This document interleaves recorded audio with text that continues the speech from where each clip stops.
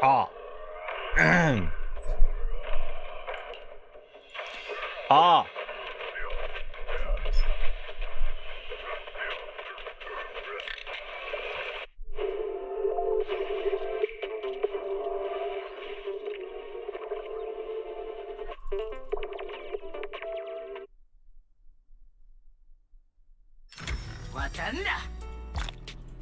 Ah.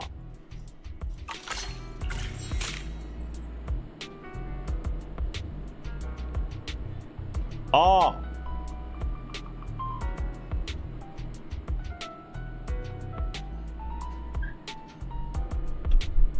Hello?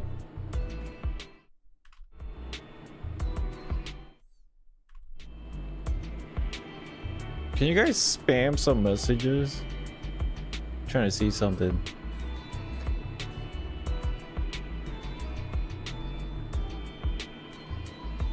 It seems like for some reason my game makes my OBS glitch. I think I'll be fine. I think. Oh yeah, it's fucking glitched. Okay. I need to restart the game then. See if it fixes it. That's weird. Ain't that weird? Maybe I open as admin. Maybe that fixes problems.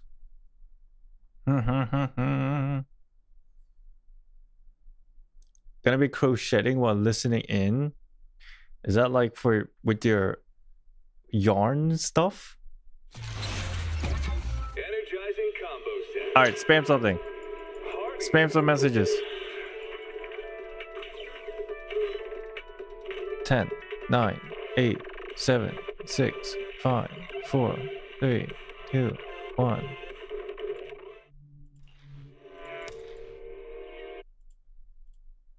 I think it fixed it.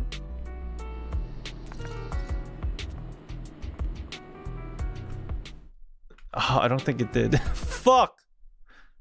Hello. Ah. This tracking's all fucked up too. Ah. Hello. Okay. What the fuck? Everything is screwed. So the problem is, first of all,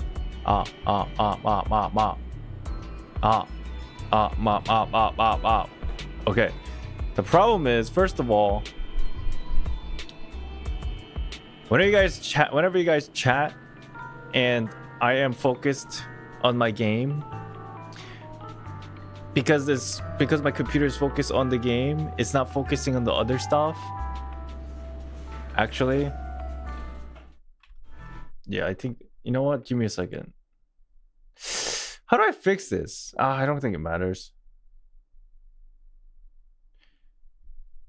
Yeah, we're doing some lore today.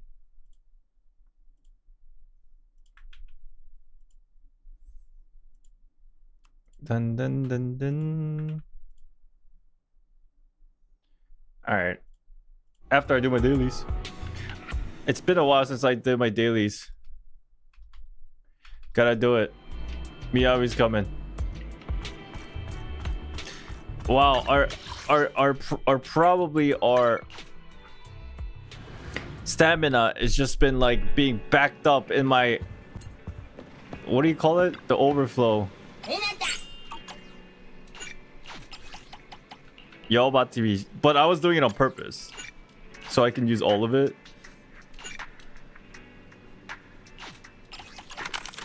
I was doing all of it.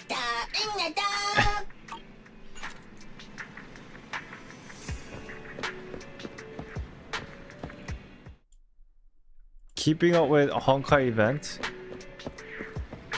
Not really. I have no idea what's going on in the gaming sphere. This is the first day of coming back to Hoyo game in a while for me.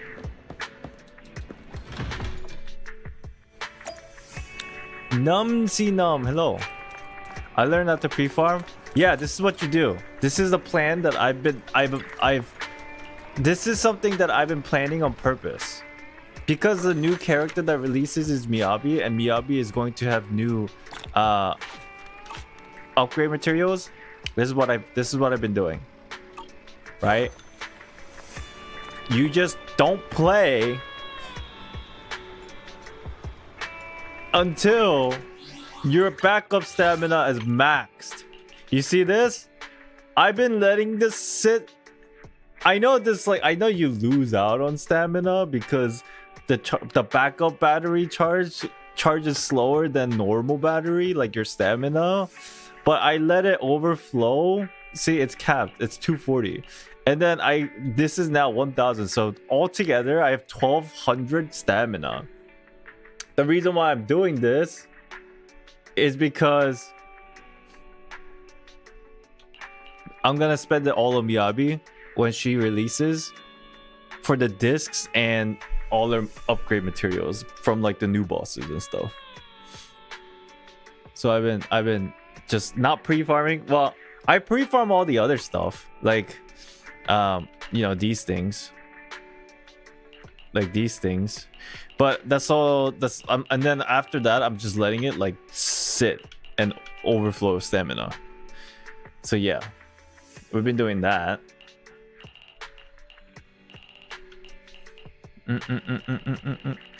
He lost his reverse login streak. Now he's overflowing stamina. Hey, this is a smart move. I like to think this is a smart move. So technically, should I even be doing my dailies right now or still let it overflow constantly? That's the question.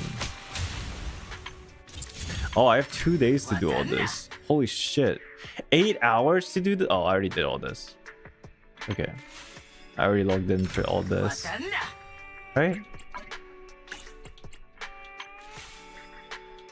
So I have to do everything on a Sunday? Holy shit. I have to play Nothing But Zenless on Sunday before the Nikki stream that night. Holy fuck. Well, I guess I can kind of like knock out some of this.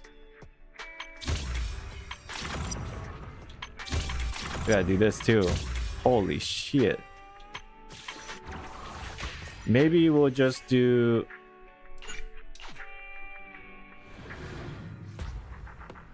That's done. Maybe we'll just do this for now.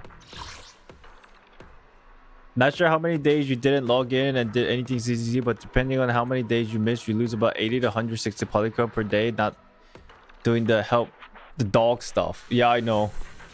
I know. Sad.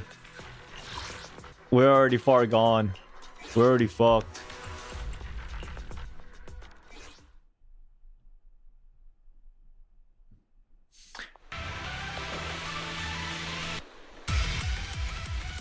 They really need to like fucking figure out a way to make this audio better.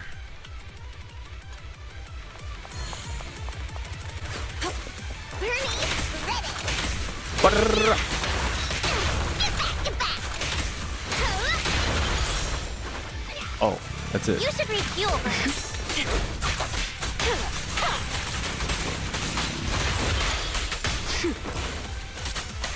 I didn't realize how strong Bernice actually was at C2. I've been using like Jane as my main DPS, but it's actually outrageous. I can just literally sit with Bernice and she just murders everything. I didn't understand the difference between a C0 and C2. Found your weakness. This double drop is active. Oh, is it right now? Maybe I should do it. Want some more?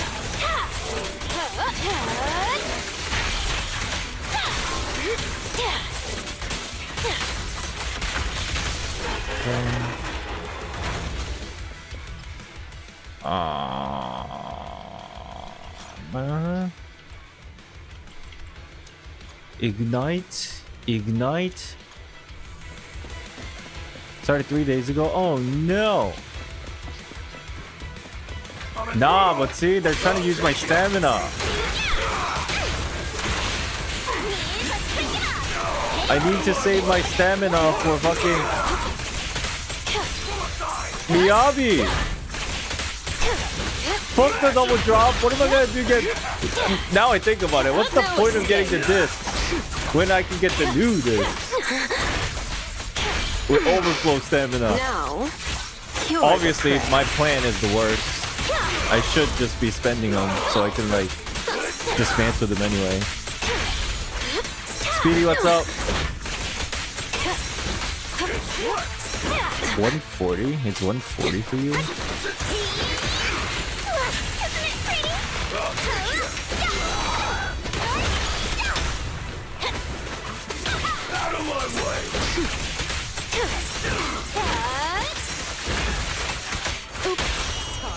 well,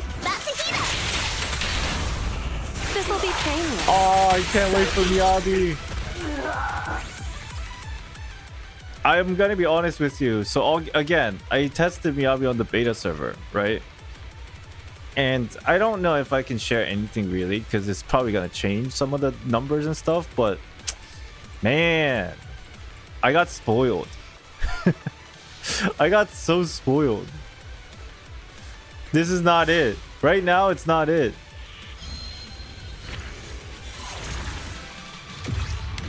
Returning a Honkai Impactor point. Yeah, I am. I just don't know when. I know I will. Ugh. Maybe after Zenless 1.4.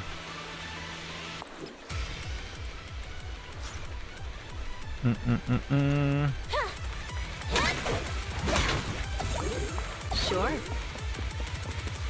Sure.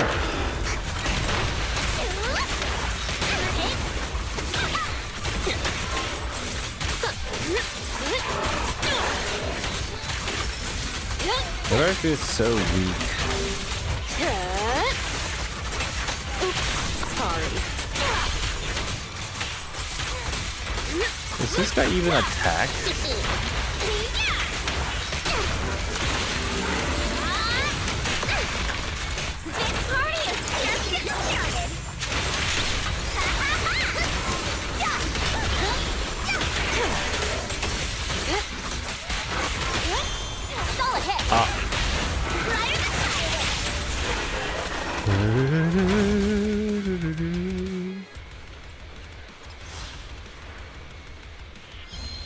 I've been seeing on Twitter that the Honkai Impactor Part 2 story has been picking up significantly. Homo Labs be glazing up like crazy.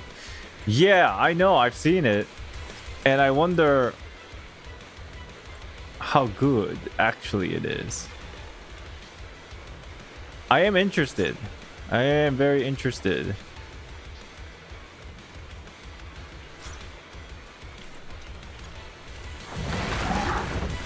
Soon enough.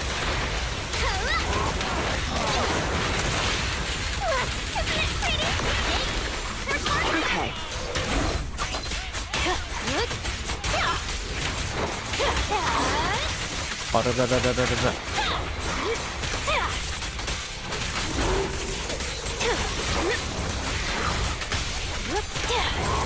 Get out of here.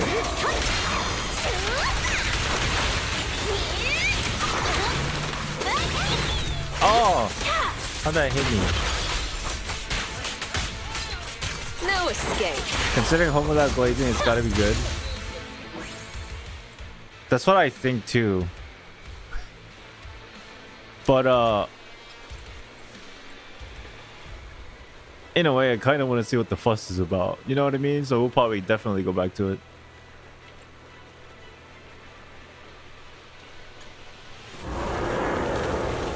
Oh, we didn't start yet. I'm just like doing killing stuff.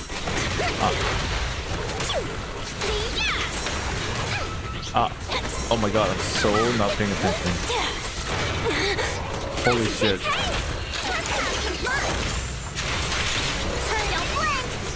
It's good to use your battery packs. Yeah, I probably will soon. I'm just literally saving everything for Miyabi, even at a loss. Just so that on day one, I can do like everything I could possibly do for the character to like get her as strong as possible.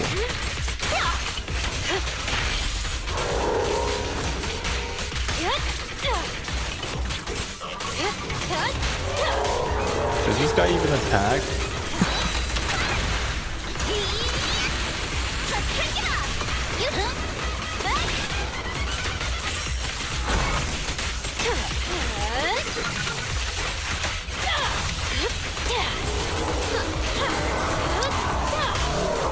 I have to farm for Haru and Miyabi.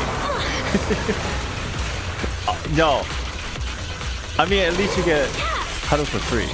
So that's good. Save some money, because you're gonna pull for both anyway.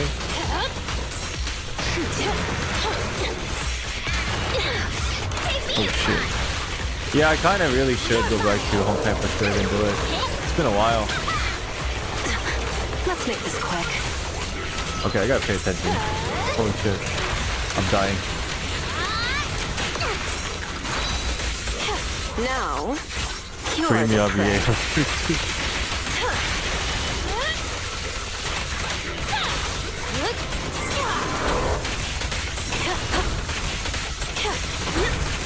I did already No swipe escape. for Miyabi from your funds. I did do that. Okay, I'm dead. And I'll probably add more too. I'm sitting here wondering, do I want This'll be painless. Miyabi at Psych. Found your do I want weakness. Miyabi at M2 or just leave it at 0? I don't know. That's what I've been considering. Because Miyabi at M2, from what I understand, is actually really fucking good. No, here's the thing. Basically, if you're using Miyabi with Yanagi, you don't need anything above C0 or M0 for Miyabi. But if you want to use Miyabi as a on-field dealer 90% of the time, then you should get M1 and M2. But since I use Yanagi, I don't need M1 and M2, but like I'm still considering because she's that fun. I don't know.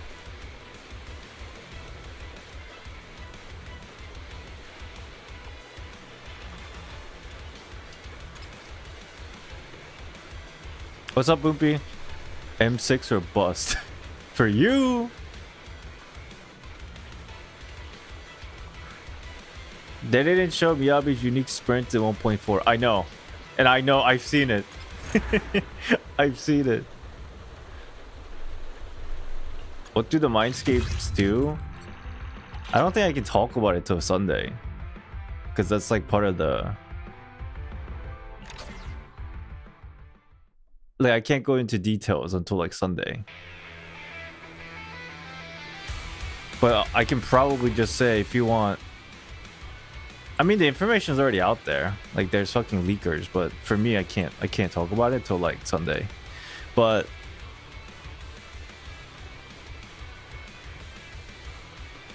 I'm probably gonna make... I know I already said it, but I'm probably gonna make a video. Like a short, like...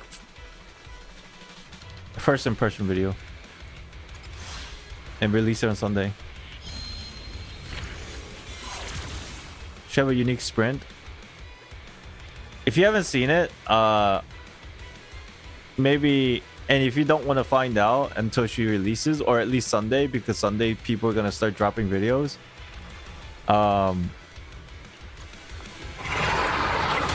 Maybe I won't spoil you.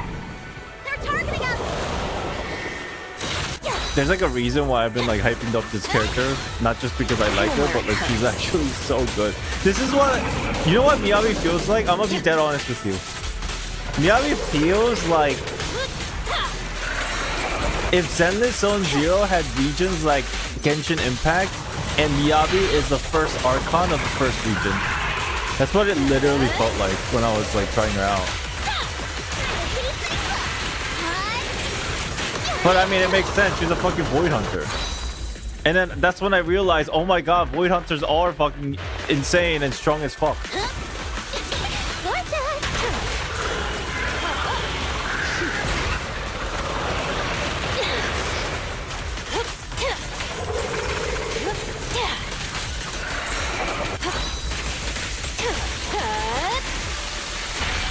Oops, sorry. I'll make it painless. Now, you're the prey. Yeah, she definitely played like an Archon. It's kind of crazy. And I figure, I think going forward, I think every year there's going to be a Void Hunter that releases. And if that's the case, that'll be so sick.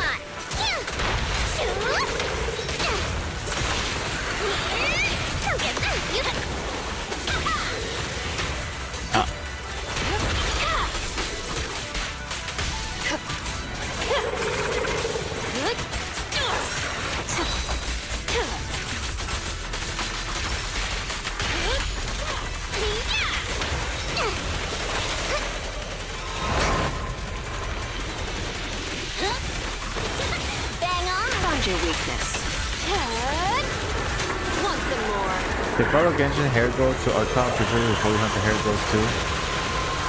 Yes. Yes. I forget how much they showed during the live stream. No escape.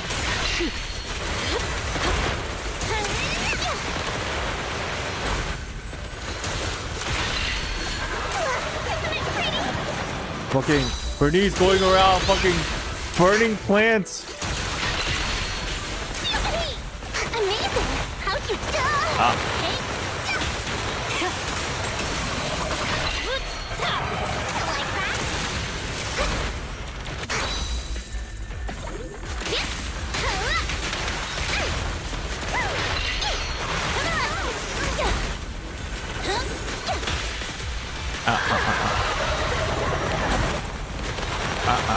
Come on! Stop!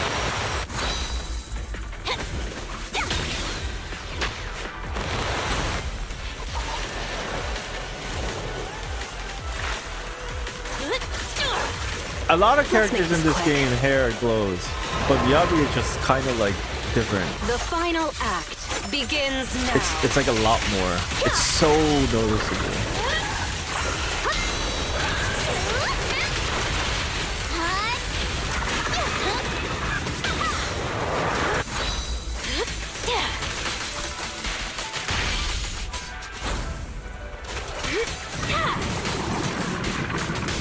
Don't get hit.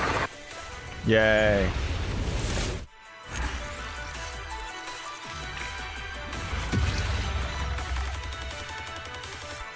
Yeah, hold on, let me see. I'm just telling you guys, if you guys already spent money on this game and you want to like you've been like collecting characters, you cannot, I'm telling you right now, you literally, it's like, I don't want to say this, but if you enjoy this game and you have money to spend, you cannot skip Miyabi. You just can't. It's insane. Because if you do, the moment you skip, you're gonna be regretting it for like a year.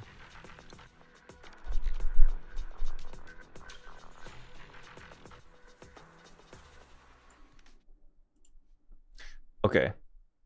First of all, let me see what they showed in the live stream. My mouth tracking's off.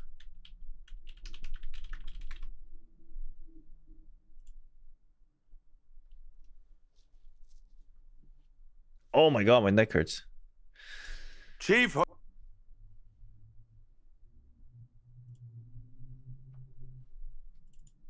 Hoshimi Miyabi of Section 6.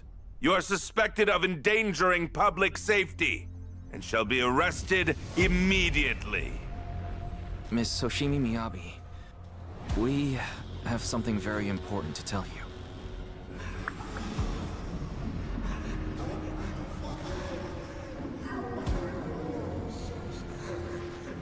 She's so pretty.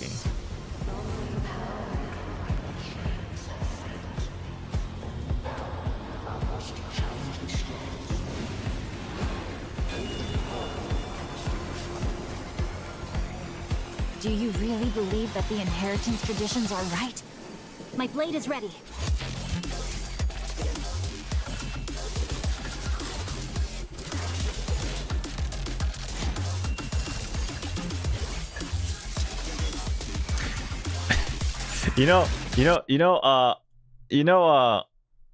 So I've been on the beta server for a few patches now.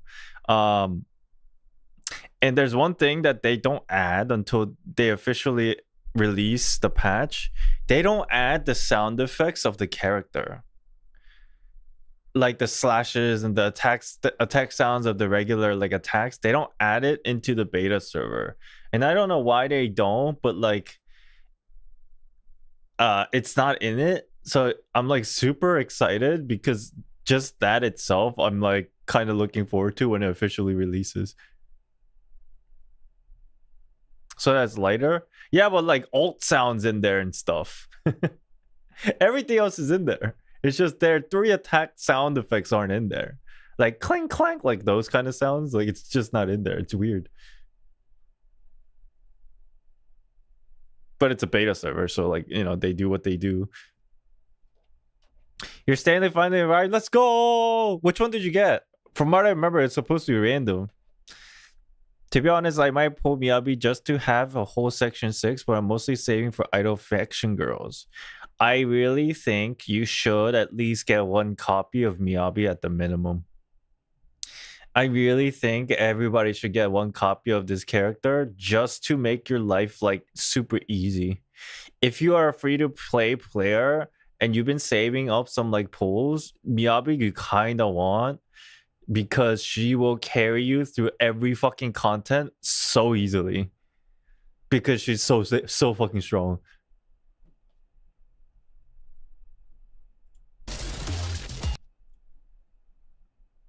Flowering Spring? Which character?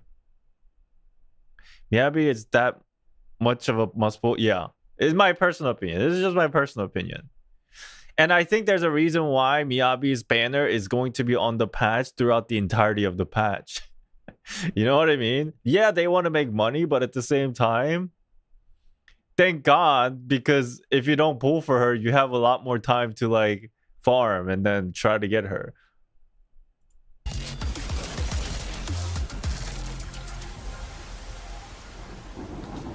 And I will say, she's like night and day difference between the beta Miyabi and then like official Miyabi. Like literally night and day. Vanity, what's up? Yeah, that's what I'm saying. Miyabi is basically Zenless Zone Zero's first Archon, and you cannot skip this character. You just can't. It's insane. You have to get it.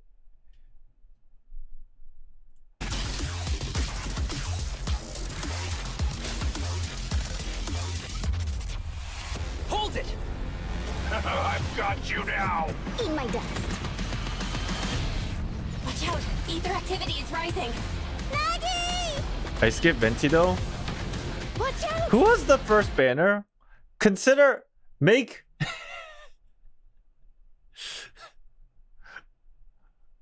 I don't know. Think of. All right, listen. Remember. Think of Venti. Think of like. Okay, listen to me. Think of Ellen as Venti, for example, and then you know how Venti got power crept by like an insane amount when Kazuha first came out? Think of it like that.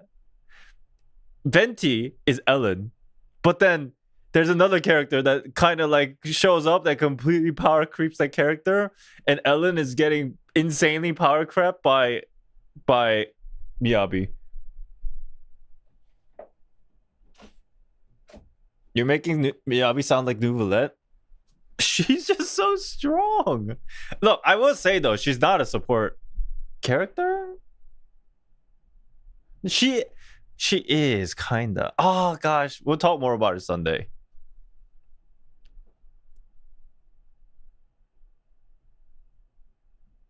Is there any brain usage involved to playing it properly? Yeah, there is a bit. Yeah, there is a bit. It took me about a few hours to try to figure out how to actually utilize it properly. But yeah, there is a bit.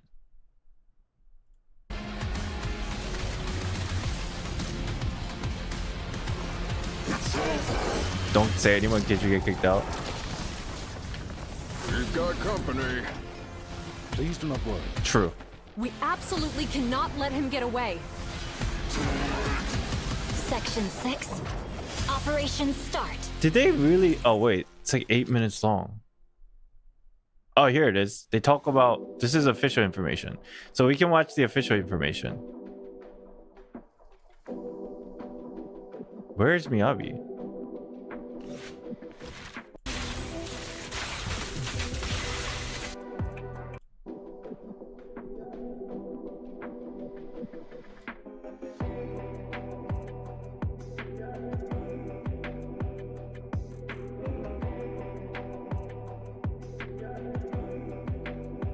Did they not show her at all?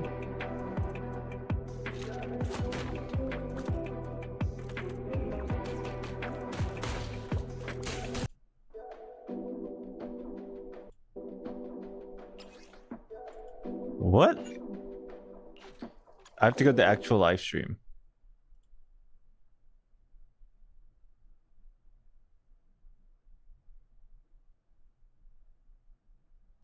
Does this have it? Did they talk about it, or is this just a showcase?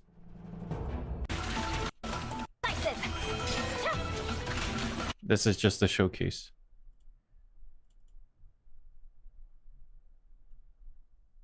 Who's in the thumbnail? We'll find out today. 对敌人造成裂双伤害。空六氪的相关故事，我想大家都迫不及待的想要。当然是虚受之名的人独特的男性的特质是所谓的裂双轻视。现在让我们这把妖刀可以将速冷冻。So, I'm sure we can still talk about some Miyabi stuff, as long as it's stuff that they mentioned in the live stream, right? 也就是所谓的裂双轻视。而这把妖刀可以 So we'll just use that. 科长，新剑家妖刀的继承人，同时还是具有虚受之名的绝对强者。我也补充一下吧，所谓的裂双是雅小姐本人独特的能力特性。雅可以感知周围的以太波动，进而借助刀身产生侵蚀性的特殊以太乱流，可在瞬间将斩击的一切物体急速冷冻，也就是所谓的裂双侵蚀。而这把妖刀可以将雅小姐的裂双特性发挥到最强。现在让我们回到战斗中，看看雅是如何发挥自己的能力的吧。新剑雅的斩击会对敌人造成裂双伤害，因为目标附着冰焰。持续对附着冰焰的敌人攻击，积累裂双属性异常积蓄槽。当积满时，则会触发特殊的冻结、碎冰和伤寒效果。Okay, I'm just gonna let it run. 当新剑雅对敌人释放伤寒效果时，会消除冰焰，并触发双灼破，对目标造成大量的裂双伤害，同时使目标进入双灼状态。该状态下，整队对目标累积的属性异常积蓄值都会提升。好厉害的能力，不愧是虚受级别的强者。值得注意的是，触发双灼破时，新剑雅还能获得落双点数。不仅如此，雅的武艺同样登峰造极，点按强化特殊键，雅会快速前冲，对敌人造成伤害。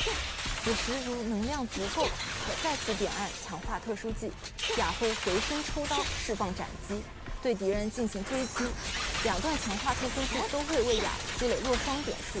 当积累了足够的落双点数后，都抽刀释放斩击，对敌人进行追击。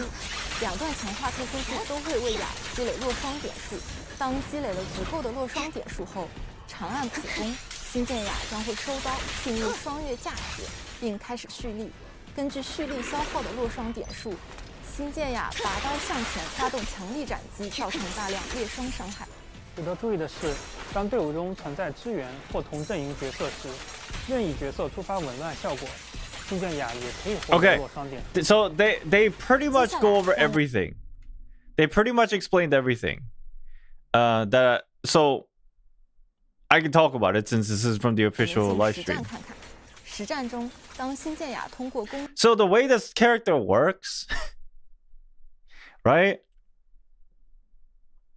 They mentioned in this live stream that if you know how every character has a thing where if you have a same character in the party that's either the same attribute or same faction, they get like a buff of some sort. Miyabi's buff when there's an anomaly character or when there's a I think a support character, she gets a buff where you see that blue dots under her portrait. She gets those blue dots when your party member or yourself, any character, her buff is any character, if they trigger a disorder, she gets these 2 dots at the top left, right? What does that mean? What's up, Carria? What does that mean? The more of these dots you have under her portrait, the more flashy attack you can do. And basically, you can do 3 different type of attacks, right? But you want the most powerful one. To do the most powerful one, you need a full bar, right? So basically, let's say hypothetically, Miyabi has no dots, okay? No charges here on the top left. If Miyabi has no charges here on the top left,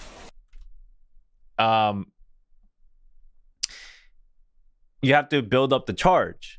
But again, they mentioned if Miyabi attacks anybody and then they proc the frost, that means your other characters in your party can build anomaly quicker. So what you do is you use Miyabi, you break them with their frost anomaly, which means your characters does anomaly quicker. So you swap to Yanagi, and every time any character does a disorder effect, Miyabi just literally passively, even if she's not on the field, she gets 2 dots. But the thing is, does that make sense? If any character in your party, including Miyabi, does a disorder damage, she gets 2 dots, right? But the thing is, there's situations where she has no energy. If she uses her skills, she can also get dots. But there's situations where you have no energy. Like, there's a situation where you're out of this, so you can't build this. But then you had 6 of it, but you used it all. You have no dots left, and you have no energy left. That means you can't build these dots, and you're kind of sitting there like an idiot. But what you do is, after you've exhausted everything, you swap to your other characters to proc disorder. Then she passively just gets these dots built out when she's off the field. But the thing is, specifically with Yanagi, it's so fucking busted because normally a disorder gives you 2 dots. Yanagi has a disorder built into her kit on top of regular disorder. Because she has something called a polarity disorder. What that is every time she uses her EX skill, it counts as a disorder on top of regular disorder that's just separate from her. So what you do is, if you use her EX skill at the same time like a regular disorder procs, then you just proc disorder twice. You end up procking her disorder twice, which means instead of getting 2 dots on Miyabi, she gets 4 immediately. And then, because you're gonna have enough energy anyway, you can EX skill Yanagi twice immediately when she gets on the field.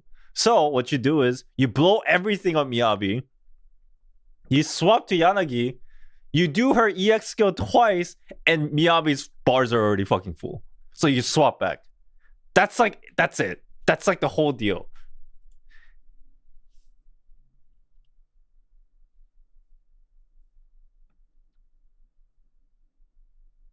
But the thing is, this is what I was talking about.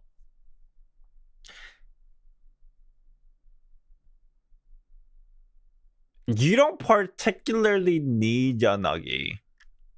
Because as long as you can proc disorder like really fast, Miyabi's gonna just get her dots. So I think people were talking about like using Grace or who else? Bernice.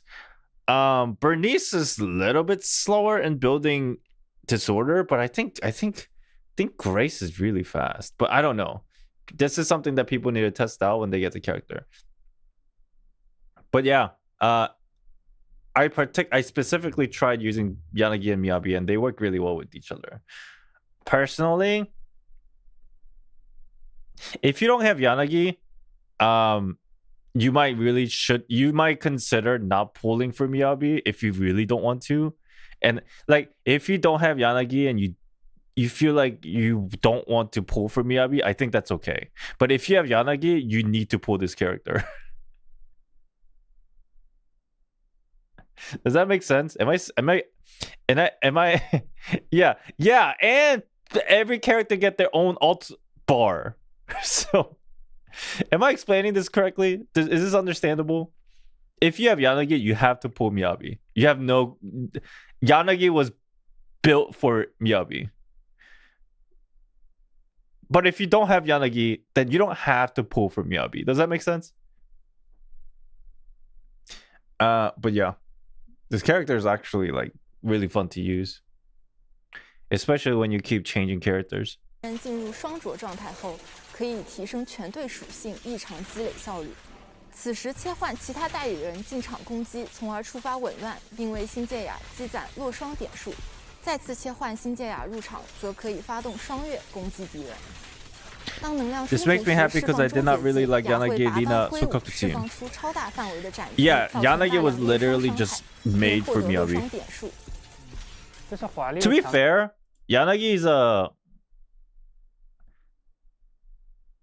she can build up disorder pretty fast. So like she does do damage, but the whole point of her being able to build up disorder that fast was specifically for Miyabi. Because that way, if you build up Yanagi's disorder that fast, you can build up Miyabi's dots quicker.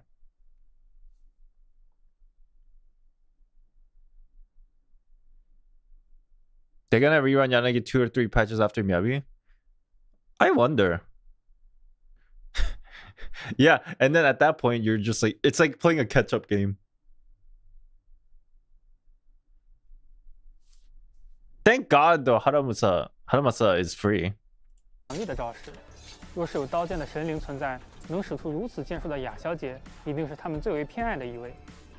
除了被封为虚兽的雅小姐，对空6科的另一位成员，想必大家也是期待已久了。没错。All right, let's watch some lore videos.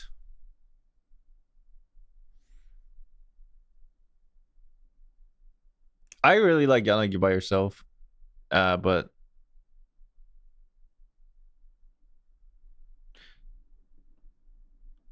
definitely when you have both, it's probably like a million times better.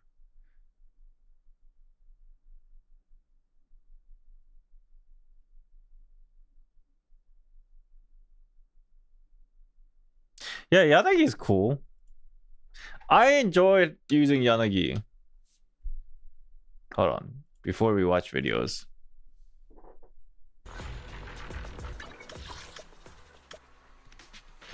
Chat, so today's plan, we're just gonna be watching lore videos, okay? I'm just on the game just to get like comfortable. Want a glass of nitro fuel? Right, okay. Me, get going. Let's go. Time for some. Wanna touch me? You have my blade is at the ready. It plays kind of similar. Actually, Ellen is a really good testing replacement for Yanagi. Now I think about it, just the way her kit works, it's like very similar.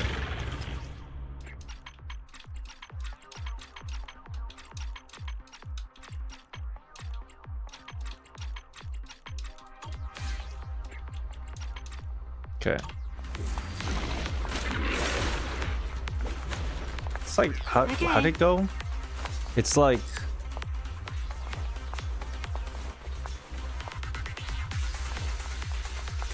how'd it go? It's like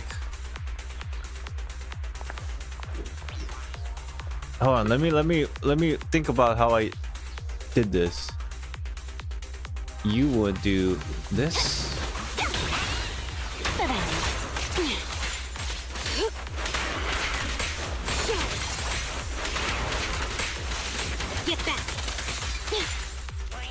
Do this and then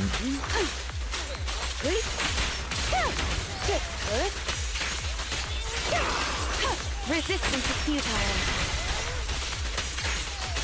right, okay.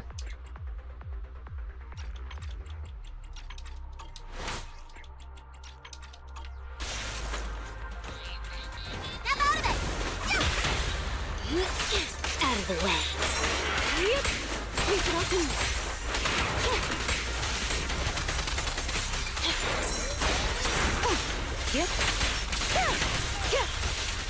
Waste of time. That should be kind of how you would build up disorder. Like, how would I explain this?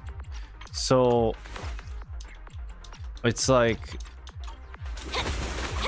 you go in, you build up disorder, Take this. the ice disorder, and then you proc it, and then you swap, and then during that time that the ice is going on, you double proc disorder like this. I don't know if you just saw 2 disorders popping at the same time. That double disorder that just happened would literally give you like basically full ability for Miyabi to do whatever, and then you just go back and do it, and then you just kind of build up the bar again, like whatever. Ult if you have to, just make the first disorder happen. Wow, this is so much slower. It's so much slower. You do this, and then you swap.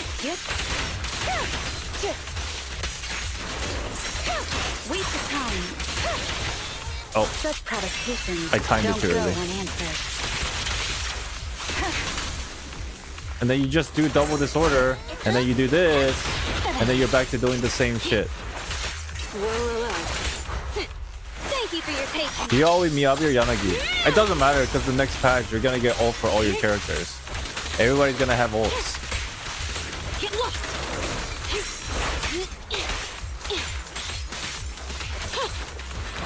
And then you do this, and then you just swap. Double disorder. Right there.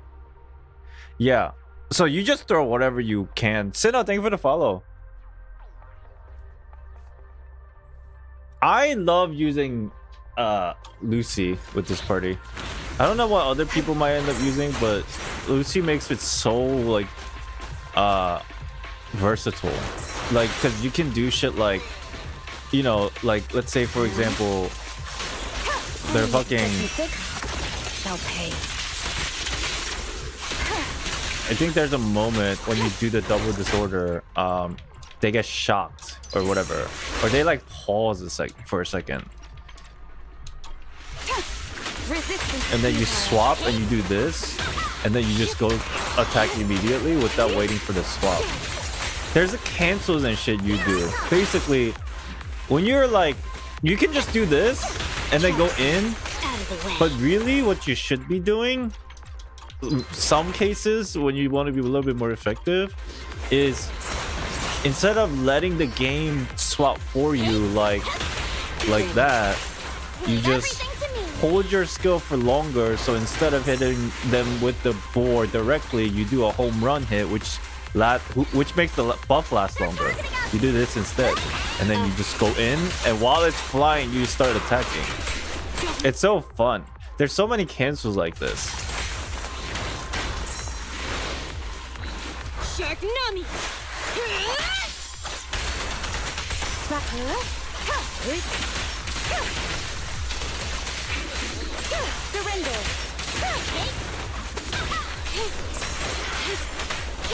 So fun! So fun! Why is this game so fun? I can stay in this fucking like trial test mode for hours.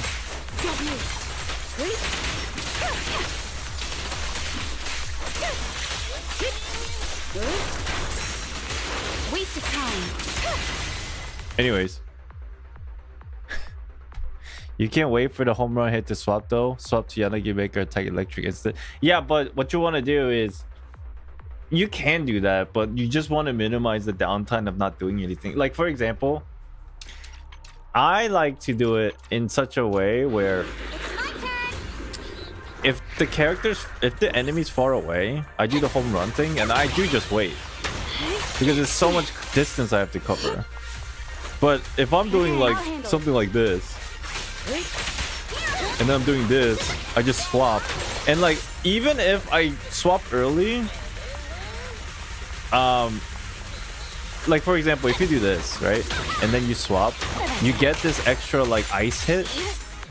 But Yanagi works a little bit differently, or sorry, Miyabi works a little bit differently, so you'll know when she comes out.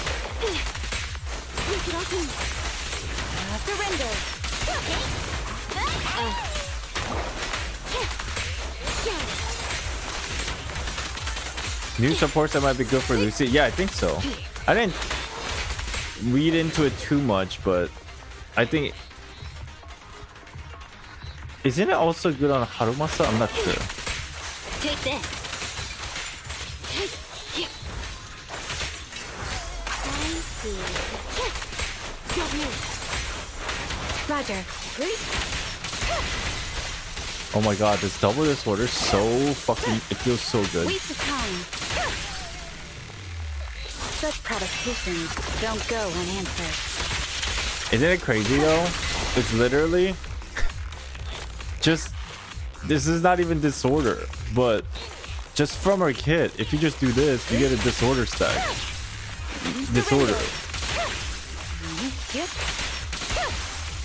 Waste of time. What is this? What? How? You know what I mean? Surrender. Disorder. And every time you do that, Miyabi gets 2 stacks.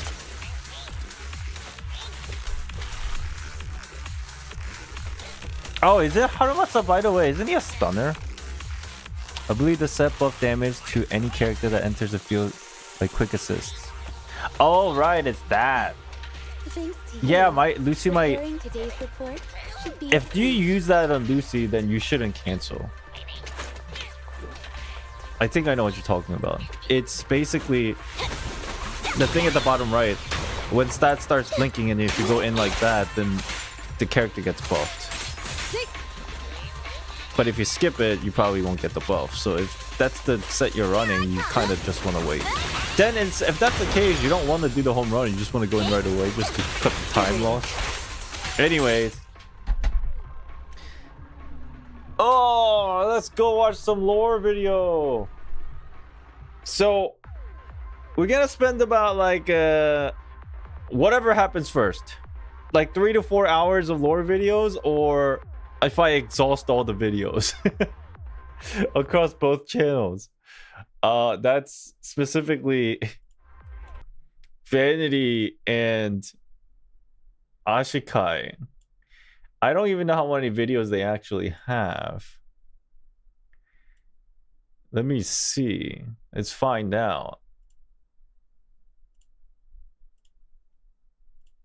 Okay. What are we working with here? This is a lot.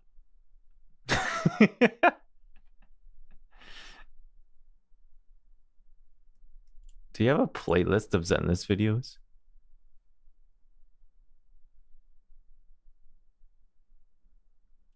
Zenless Zone Zero content.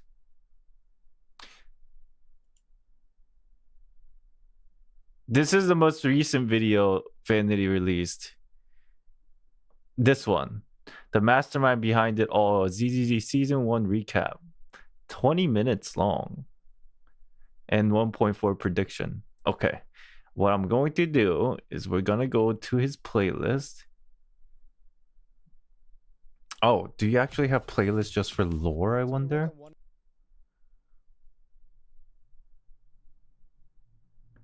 No, it's all together. Okay. You sent me a list. Oh yeah, you did. Ding ding ding ding ding ding ding. That's right, you did. 1.0 recap.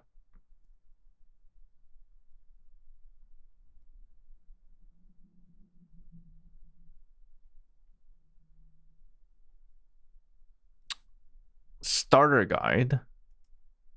But has apparently I watched this in the past.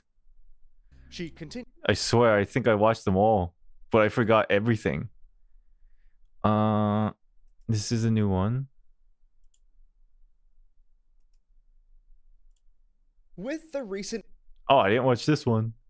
All right, so this one's 11 minutes, 40 minutes, 20 minutes. That's about hour and 20 minutes altogether. What does Ashikai have? Does she have a playlist?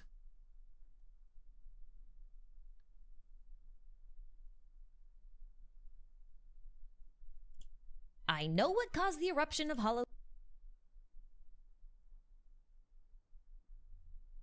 All right. We have 5 Ashikai videos Probably what? 15, that's 30. That's about an hour and 40 minutes. These 5 videos and these 3 videos all together are probably going to be like 3 hours and like 20 minutes, maybe longer, because I'll probably be pausing and talking too, like talking about it. So wait, are any of these sponsored? Zenless Zone Zero. This is sponsored. Hello. This is also sponsored. Hollow Zero is First 2 are sponsored. Okay. So let us watch them in the order of release. That's a smart idea. Zenless. Why didn't I think of that? Let's watch them all in the order of the videos. Why are these 2 videos starting like the same order of release? So 6 months ago, 4 months ago, 4 months ago. This is when? July 24th, July 15th. Good. 3 months ago. So that's the most recent one, obviously.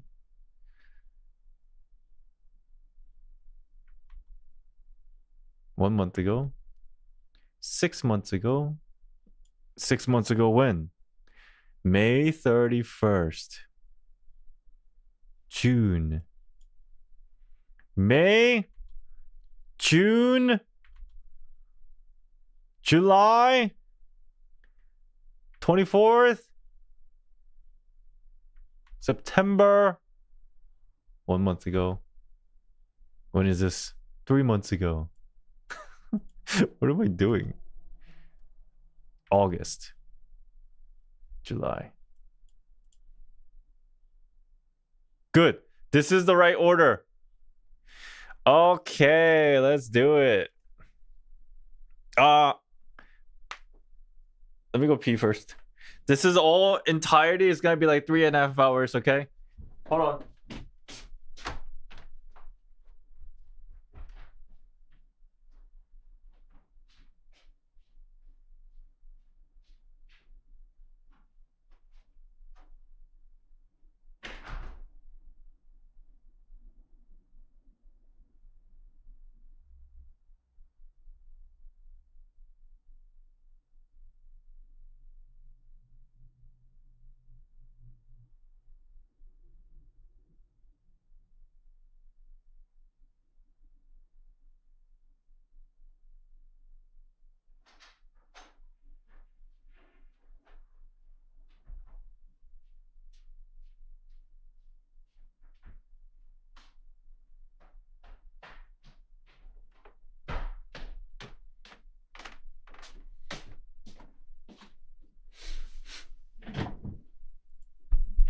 Hello everybody, welcome to the video. Today we're gonna react to some Zenless Zone Zero lore videos. Wow, what's wrong with my tracking? My mouth is not moving. Okay. There's going to be 8 videos altogether. It's probably gonna be 3.5 hours. And this is from Vanity and Ashikai. I know a little bit about the lore, but I need to refresh. So it's gonna be a long one. We're just gonna be a lot of the information probably are going to overlap between videos because again, these 8 videos are from 2 different creators, so we'll just watch them all. It's like watching 2 movies basically. What's wrong with my tracking? All right.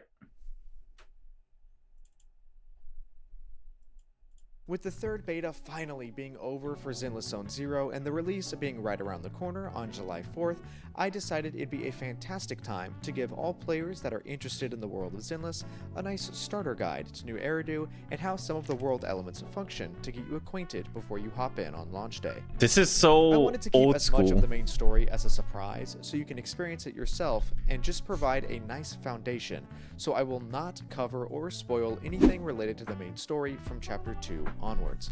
With that said though, let's get started. The world of Zenless Zone Zero takes place in a city called New Eridu, which is the last known metropolis in ZZZ. They are also the only settlement that offers protection from the Hollows, which we'll get more into later. New Eridu prides itself on its foundations and values. But we do know that obviously that changed after a little while, right? We got some new areas, but obviously this video is older, so we had no idea. That offers protection from the Hollows, which we'll get more into later. New Eridu prides itself on its foundations and values, those being hospitality, openness, and freedom. The denizens of New Eridu are able to enjoy the old hustle and bustle of urban life, as they can satisfy any desire by taking a stroll down 6th Street, which is the main attraction in the open What's he playing? exploration. Pac-Man? And you can find video stores, ramen shops, vintage music, and even an arcade here. As the main character of ZZZ, you get to choose between siblings, those being Belle and her brother Wise. No matter which character you pick, I mean, even to this day, we know that Belle is the better one.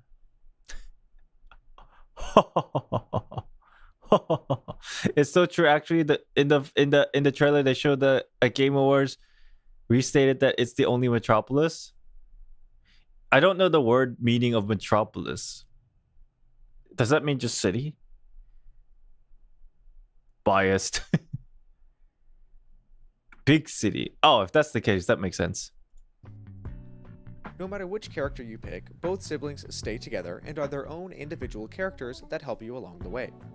The siblings are the owner of the aforementioned video shop. However, this video store is actually just a front for their illegal proxy business. Proxies are individuals that are hired from Hollow investigators or normal citizens in New Eridu to complete a task or commission inside a Hollow. Both proxies and Hollow Raiders are seen as illegal by the government and even have a hotline for individuals to report the identity of a proxy for a reward. The siblings are the best proxy in the business known. What? Oh, there's like a movie or a superhero that's exactly like this. I forgot what it was. I think I mentioned this in the past, but you know how like you have a front of a store, but then secretly they're like mega super hackers. I forget. Is it a movie? Is it a show? Is it an anime? I mean, this premise is not something crazy new, but it is entertaining for me. Known as Phaethon.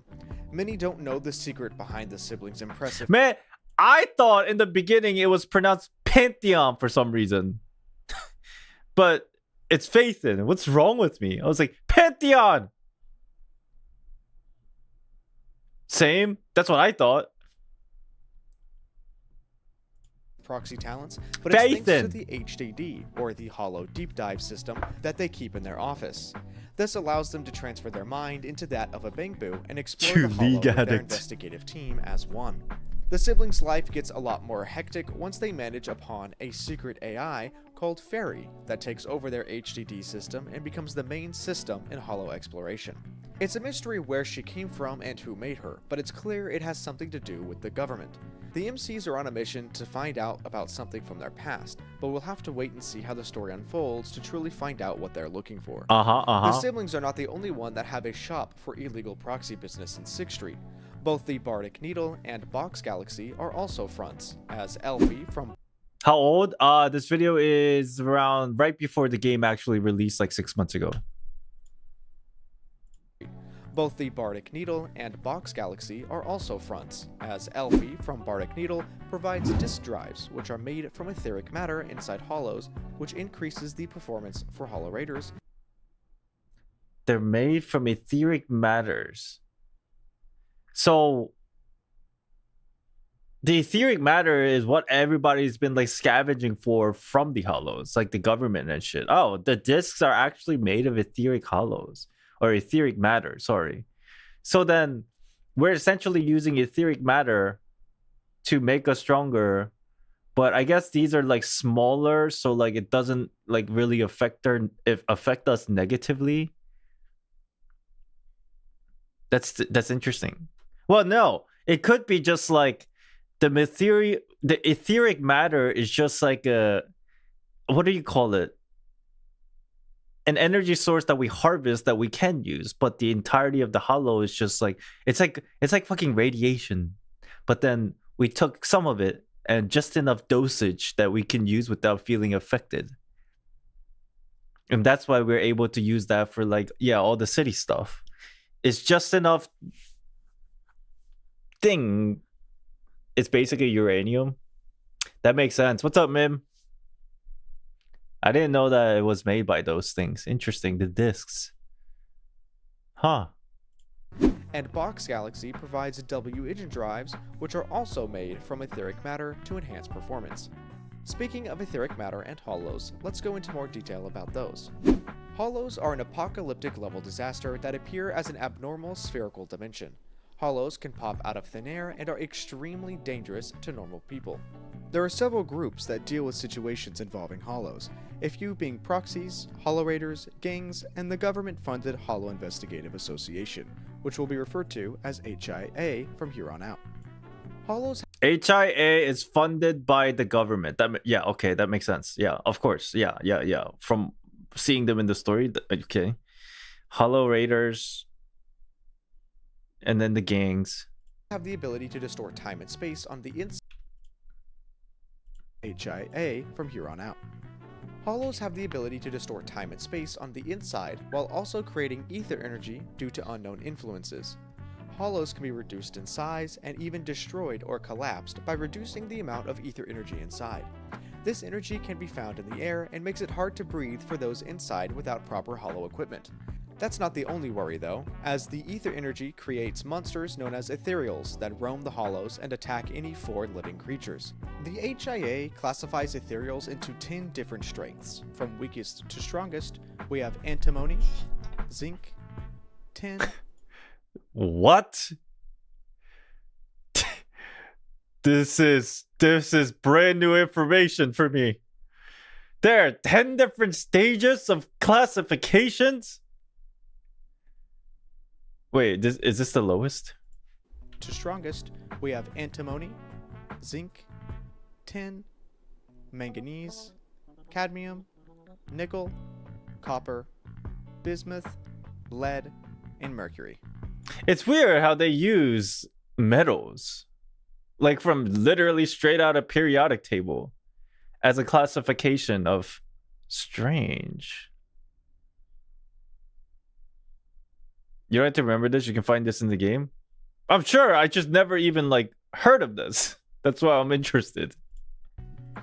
Ordinary people lost in the Hollows face not only the horror of being attacked by monsters, but have to risk corruption and eventual mutation from ether energy. Humans are not the only thing that can be mutated, as anything that resembles AI has the ability to become corrupted Washed. as well. Everyone has a different set of etheric resistance. For humans, they're born with a certain amount, but as they grow, their aptitude may change, plateauing during adulthood. However, I heard recently, I was told on Twitter that actually, I was always wondering why these characters had very similar eye colors and there weren't many varieties of different eye colors, because most of the characters either have like red or orange eye colors. And then I found out, somebody on Twitter told me the eye color represents their resistance to ethereal energy. And so like you're more susceptible to ether if you have like certain specific color of eyes or something. And I was like, oh my god, that makes sense. Sickness, aging, and mental stability can affect your adaptability.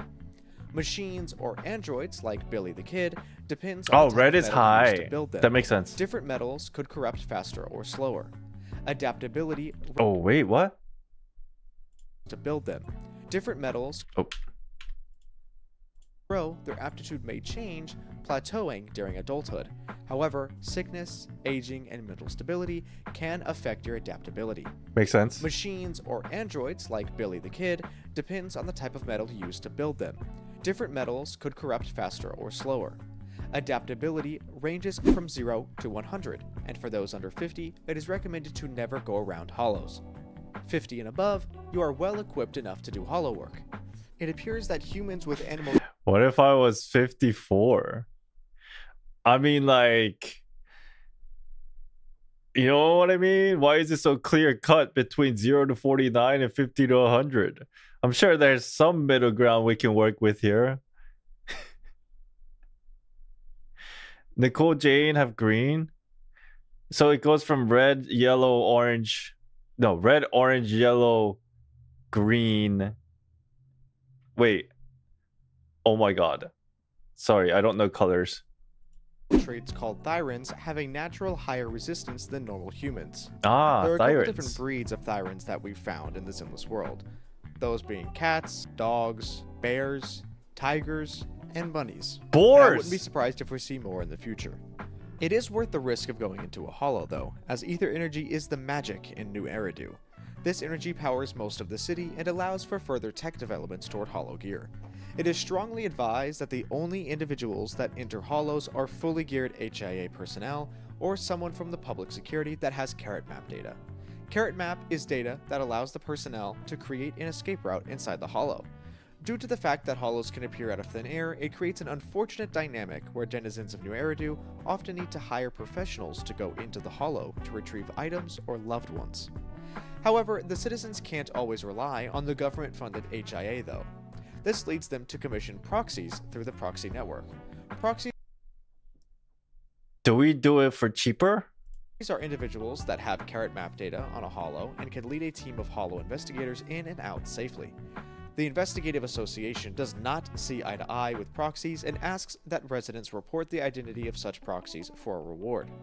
The residents will use the government's help when needed, but clearly trust the proxies with their tasks more. There are different types of hollows found in the world, including original hollows and sub-hollows, also known as companion hollows. Wait, before we get into the topic of hollows. So the government don't like us, obviously, because we're like super hacker. Let's look at this on the perspective of a citizen. All right, let's think about this for a second. Do you hire... Okay, you are struggling to... You have an illness and you're trying to find a doctor to cure your illness, but you need a surgery. I know this is pretty extreme, but let's say hypothetically. Do you want to go to a hospital, like government-funded hospital? Wait, do they have government? Anyways, do you go to a hospital or do you go to a private practitioner? Private practitioners are usually cheaper, and they don't actually make you go through all the unnecessary shit. Like, oh my god, I go to a hospital, they make you do so many stupid shit, and then they could even like you know, put a bucket over your head and just like write out whatever for like more money. You know? Yeah, it really depends on how much money. Like, do you go to a car maintenance place that's like big and does everything by the book? Or do you go to a car maintenance place that's kind of like a cousin of your friend that kind of does a good job in his garage? You know what I mean? It's really depending on what you want. So I can't really say one is better than the other, but depends on the damage. I would it depends. Yeah, it really depends. But for whatever reason, the hospital don't like private practitioners, and the big mechanic shop don't like private garage mechanic shop. What is this fucking analogy? Huh. Who would I choose? It depends on how much money I'm trying to spend. Smaller in scale, with less ether activity. These hollows are created from the ether energy from an original hollow. Additionally, there are some exceptions, like the Dead End hollow, which has a high... Okay, well, we gotta go back and pay attention to the hollow part. ...needed, but clearly trust the proxies with their tasks more.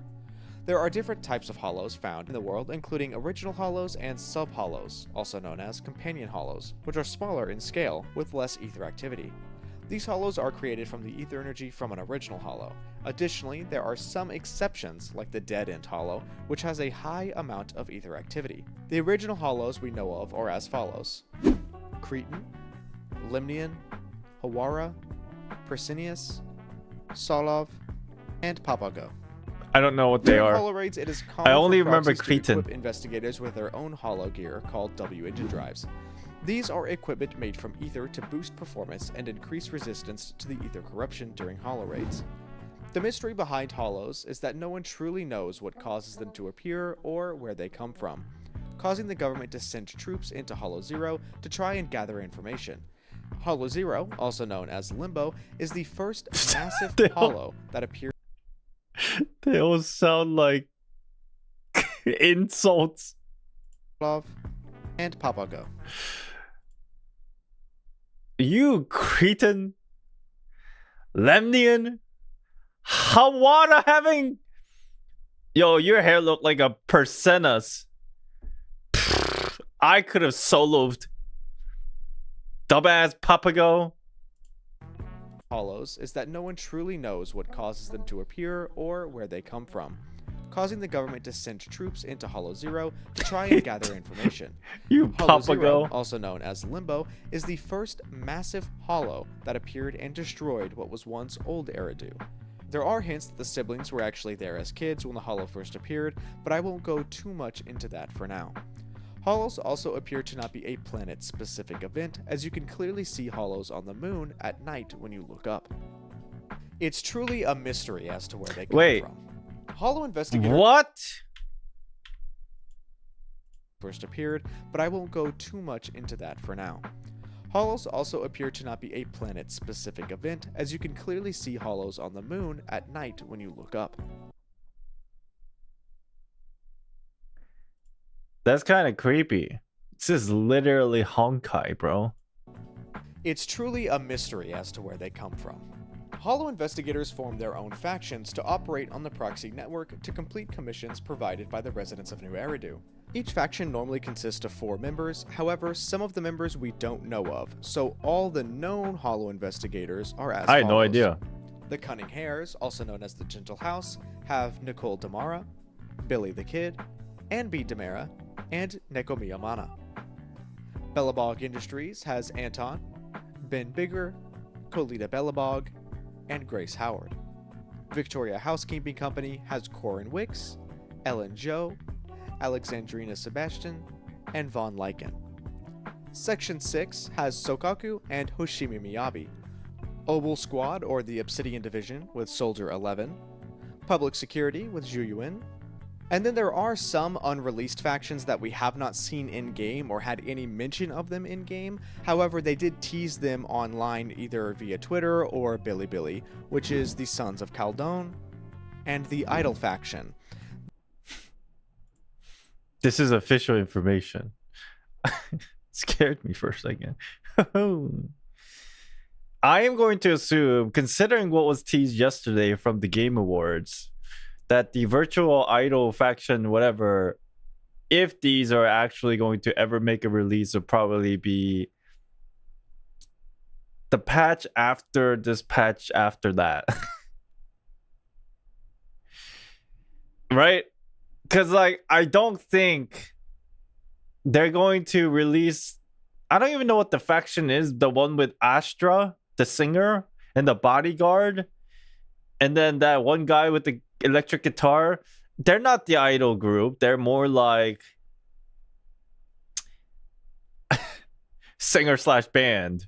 So I'm going to assume some couple of those characters release first, and then a patch after that. Instead of finishing out that faction, they're gonna start teasing like virtual idol stuff.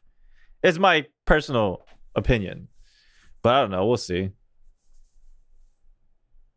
Factionless character? No, we probably won't see factionless characters, in my opinion, because a lot of the times their kit is revolving around a faction or attribute, like one of their skills or their passive skills, always relating to fact. Maybe they'll change in the future, like something like singer, let's say. But I don't know. We'll see. There's a new NPC on Street since the patch. Did you see? It might be some NPC that's like patch specific. Plenty of characters don't have faction-based passive. I think they all have faction-based passive. It's, if I understand correctly, every character has faction or attribute. Zhu Yuan? Really? She doesn't have... Is this factual? Oh, if that's the case, I had no idea.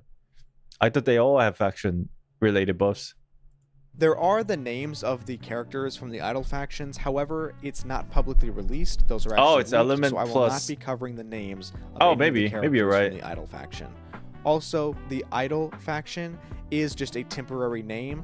This faction was only showcased due to a bunch of leaks coming out and them deciding to publicly announce it on Bilibili. We'll get full faction name and character names down the road when they actually reveal it. I won't go super into detail on the factions and characters associated with them in this video, but I will have dedicated videos per faction going into a super deep dive on each faction coming out each week following this video, so make sure to subscribe and stay tuned for more Zenless lore. Now that we've covered the factions and main characters of the world, let's get into the most adorable little helpers you could ever want. Bangboos. Bangboo. These little guys were originally created to assist new Eridu residents with evacuation and hollow disasters. When a hollow occurs, Bangboo immediately receive disaster information and evacuation guidance from the public network, but has since become more advanced. Thanks to emerging diverse needs, Bangboo have evolved into a more comprehensive and versatile individual. Some pro versions even go deep into the hollows to help with various operations. fucking pro version. Fucking god damn it. We're fucking Bangboo Pro, Bangboo X Pro. What the fuck?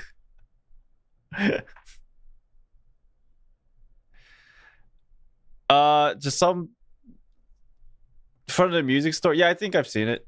Bangboo only speak in noises, but don't worry, it's always translated for you. Bangboo can also be customized to fit the needs of any resident of New Eridu, and they can even be seen in a plethora of different scenarios. Some Bangboo even own a shop in 6th Street. Oh my god, what the fuck? In the hollow section. Yo, bro, I thought my computer was about the blue screen. God damn it. I mentioned that anything resembling AI can be corrupted, it was like which jittering, and I includes the thought Bangboo. my computer was about the There have blue been cases where screen. Bangboo end up getting corrupted in a hollow. However, due to unknown reasons, whatever the government is building them with, corrupted Bangboo show no signs of etheric mutation and don't immediately become physically aggressive. This is something we can all look forward to figuring out together when the game releases. There are different versions of the Bangboo with more advanced materials and AI, but they are also more expensive to buy for the general populace. There has yet to be a Bangboo to pass what they call the Forbidden Fruit test, which is a test to prove an AI is advanced enough to think and act like a normal human. Oh, like, I see, the Forbidden Fruit. I didn't even know that was like a thing in the story. Similar to a Turing test. These AIs are referred to as having souls, which just means that they have their own individuality. Billy the Kid is an example of an AI that has passed the Forbidden Fruit test. I see. So, to recap, the siblings have a mysterious Billy and past that they Chingy. intend on discovering while partaking in illegal hollow work with hollow investigators and other proxies. This mission leads the siblings and those around them into some hectic situations with ethereals and government conspiracies that can only be realized as the story continues. Grace is hot, man. I tried my best to explain the world without spoiling any major story beat that you will encounter in the That's start of the kinda story, random. so that you can experience it all for yourself when you hop in. Oh, and Effie If too, you have right. a specific question, please comment below and I will gladly answer any question in detail. I hope you guys... Who administers these Forbidden Fruit AI tests? Is the question. Wait, did you say this in the video? How does one...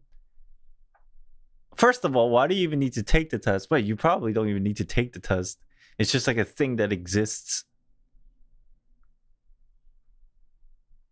Right. So the coffee guy, the ramen guy, the record store lady, the girl in the arcade is not an AI, right? She's just like a mammal.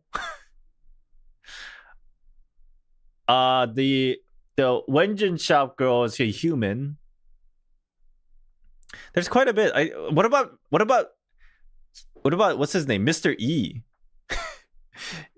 He's probably a human with the helmet. She's a bunny. Okay, the arcade girl's a bunny. Okay. It's like a handful of these like robot AI characters. The ramen guy is a flesh. Is he? Interesting. So they have like this check basically. Like this forbidden fruit test, and bangboos can't clear it for whatever reason, which makes sense. Guys have enjoyed, and don't forget to subscribe and turn on the notification bell to not miss when I do the deep dives into the factions and other Zenless lore content. Thank you all for watching, and I'll see you proxies in the hollows. Cool. Good video. Very, very simple, very basic. This is the video that literally came out version 1.0. Great. They probably have more rights, like treated as a citizen if you pass the test rather than an object. That makes sense, but I always wished that bangboos had feelings. You know what I mean? They're so cute. So I'm just like, I think bangboos have feeling. What's the name of our bangboo? Eos? Eus? I always figure Eos had a soul. Do they not? Well, I guess it's case by case. Maybe there's a world where a bamboo can pass a forbidden fruit test. They're cute because they're dumb. You know, that's partially true. All right. Let's watch Ashikai's video of version 1.0. I'm sure we'll cover like pretty similar things, but let's see if there's some additions. That'd be nice, and then we progress on. Zone Zero is a bombastic, high-energy combat experience full of personality and style, and that's probably why you're here.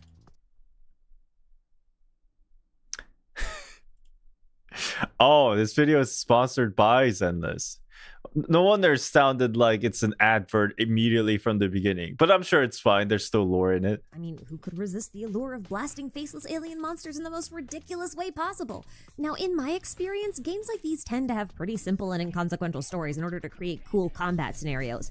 But that's not quite the case for Zenless Zone Zero. In fact, I'm gonna argue that this game has the best writing out of any Hoyoverse game thus far. Although I admit sometimes the terminology and subtle nods Good shit. She got paid. of foreshadowing get lost in the spectacle of it all, and that's why I put together this video. Consider it a spoiler-free lore guide to help you ease into the story, which is definitely worth paying attention to. And as a bonus, I've also included some speculations about future plot points towards the end that'll help illustrate how the potential mysteries of the Hollow disaster might unfold, and some things to look out for. This game releases July 4th, 2024, so if you're watching this before it comes out, you can use the link in the description to pre-register. This is gonna be really fun, so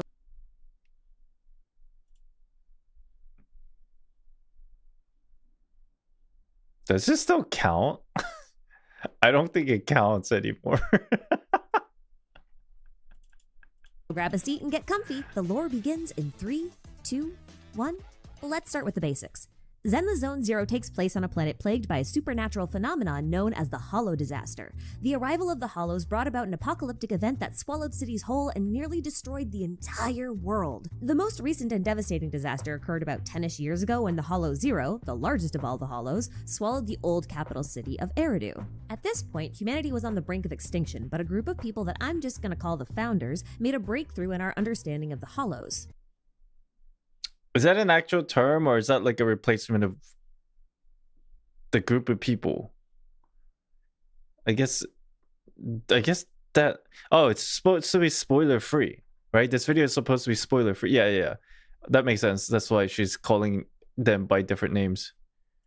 They found a way to not only prevent the Hollows from perpetually expanding, but they also figured out how to extract a unique resource from them that could be turned into a power source. This knowledge allowed them to establish the city of New Eridu, which is where the game takes place. New Eridu is the last known livable city on the entire planet, and it's home to humans, sentient robots, and Therians, who are organic life forms that don't identify as human, you know, like... Aha!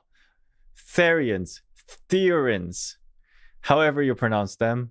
Komata, General Chop, Ben, etc. Now, from time to time, you're going to hear people talk about the old civilization, and when you do, know that they're talking about the time before the Hollows arrived, back when the planet was packed with people and incredible space-age technology. That level of technology is kind of rare and inaccessible these days, as most of the stuff you're going to see in New Eridu is based on an even older, more analog technology. And that's mostly because analog tech is cheaper, more accessible, and has the added benefit of being resistant to ether corruption, unlike most smart devices of the old civilization. Although you're gonna see a lot of people trying to blend the two types of tech together. And this ability of analog technology to resist ether corruption is kind of a big deal, because ether energy comes from the Hollows. And it's also the resource the Founders are using to power the whole city. And it's also the reason for a lot of humanity's problems. We're definitely gonna talk more about the ether and what it can do, but we gotta talk about the Hollows first. Like in real life, baby. The invention of electricity. Such a groundbreaking, history-making invention that has now caused destruction upon the entire world. It's always the same story. Ooh. Electricity? Let's use electricity to make bombs. The problem isn't invention. No, I never said it was. It's the cause and effect that causes issues.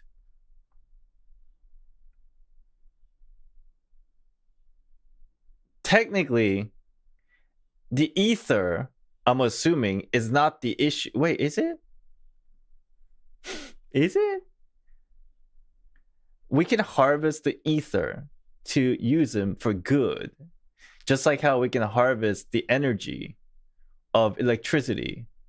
But then, ultimately, what's probably going to happen is the government in the game, what was their name? The government, they're probably planning on using this for stupid shit. It's always the story. What are their names? It's not the HIA. White? No, they're the good people. White Star's good people, if I remember correctly. It's the there's like some kind of sketchy ass government people in the background that I don't know of in this game yet, but they keep like popping up.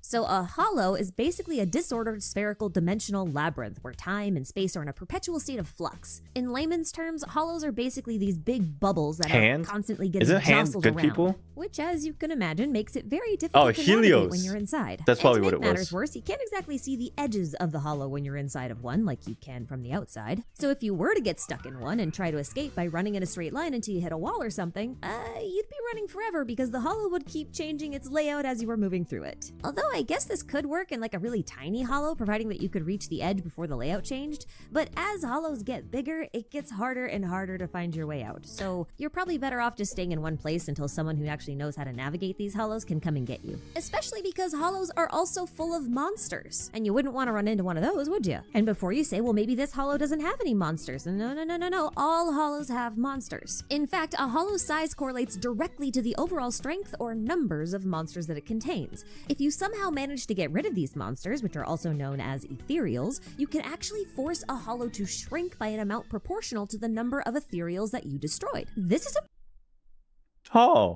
I think earlier Vanity's video said the same thing.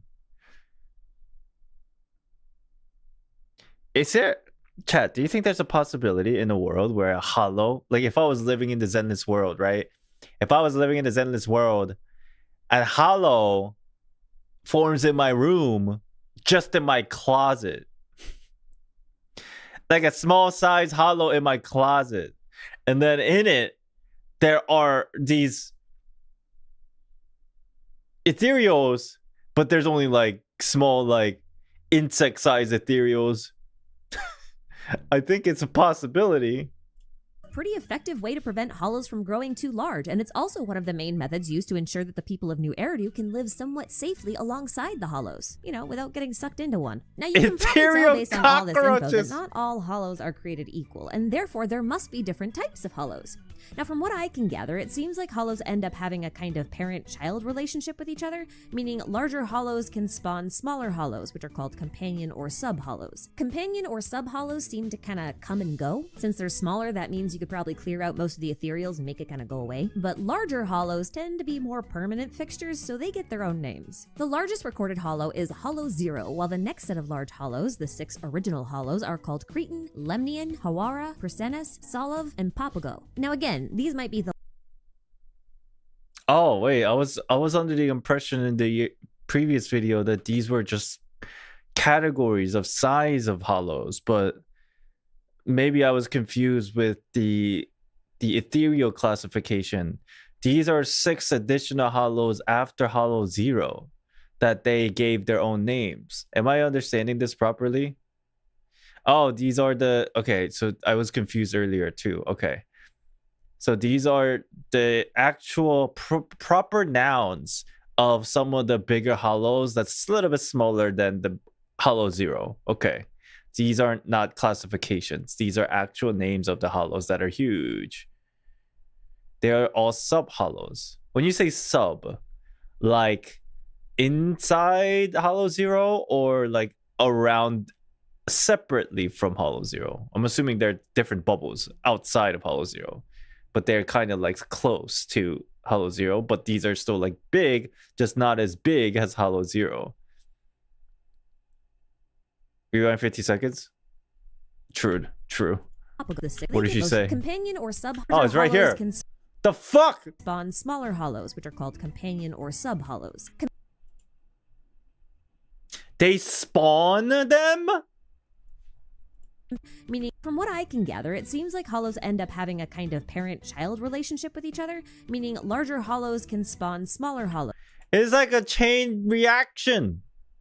Which are called companion or sub hollows. Companion or sub hollows seem to kind of come and go. Since they're smaller, that means you could probably clear out most of the ethereals and make it kind of go away. But larger hollows tend to be more permanent fixtures, so they get their own names. The largest recorded hollow is Hollow 0, while the next set of large hollows, the 6 original hollows, are called Cretan, Lemnian, Hawara, Persenes, Solov, and Papago. Now again, these might be the largest recorded hollows, but in this world, even the moon has hollows on it. I don't even...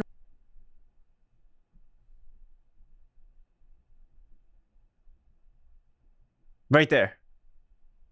I want to know what a hollow the size of the moon would be like. Or what the ethereals inside would be like. But apart from being chaotic space-time bubble labyrinths full of monsters that you can get trapped inside, hollows also have one other flattering feature. They are filled with ether energy. I've already mentioned that ether can be harvested and then processed to be used as a power source, but what I didn't mention is that prolonged exposure to ether causes corruption, which affects different things in different ways. Organic life, like humans and therians, as well as sentient smart machinery like cyborgs and Bellabog's construction equipment, can be corrupted to the point where they mutate into ethereals.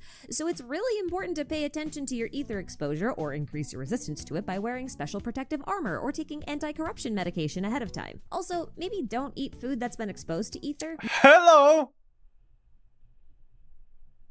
Maybe what? Maybe don't eat food that's been exposed to ether.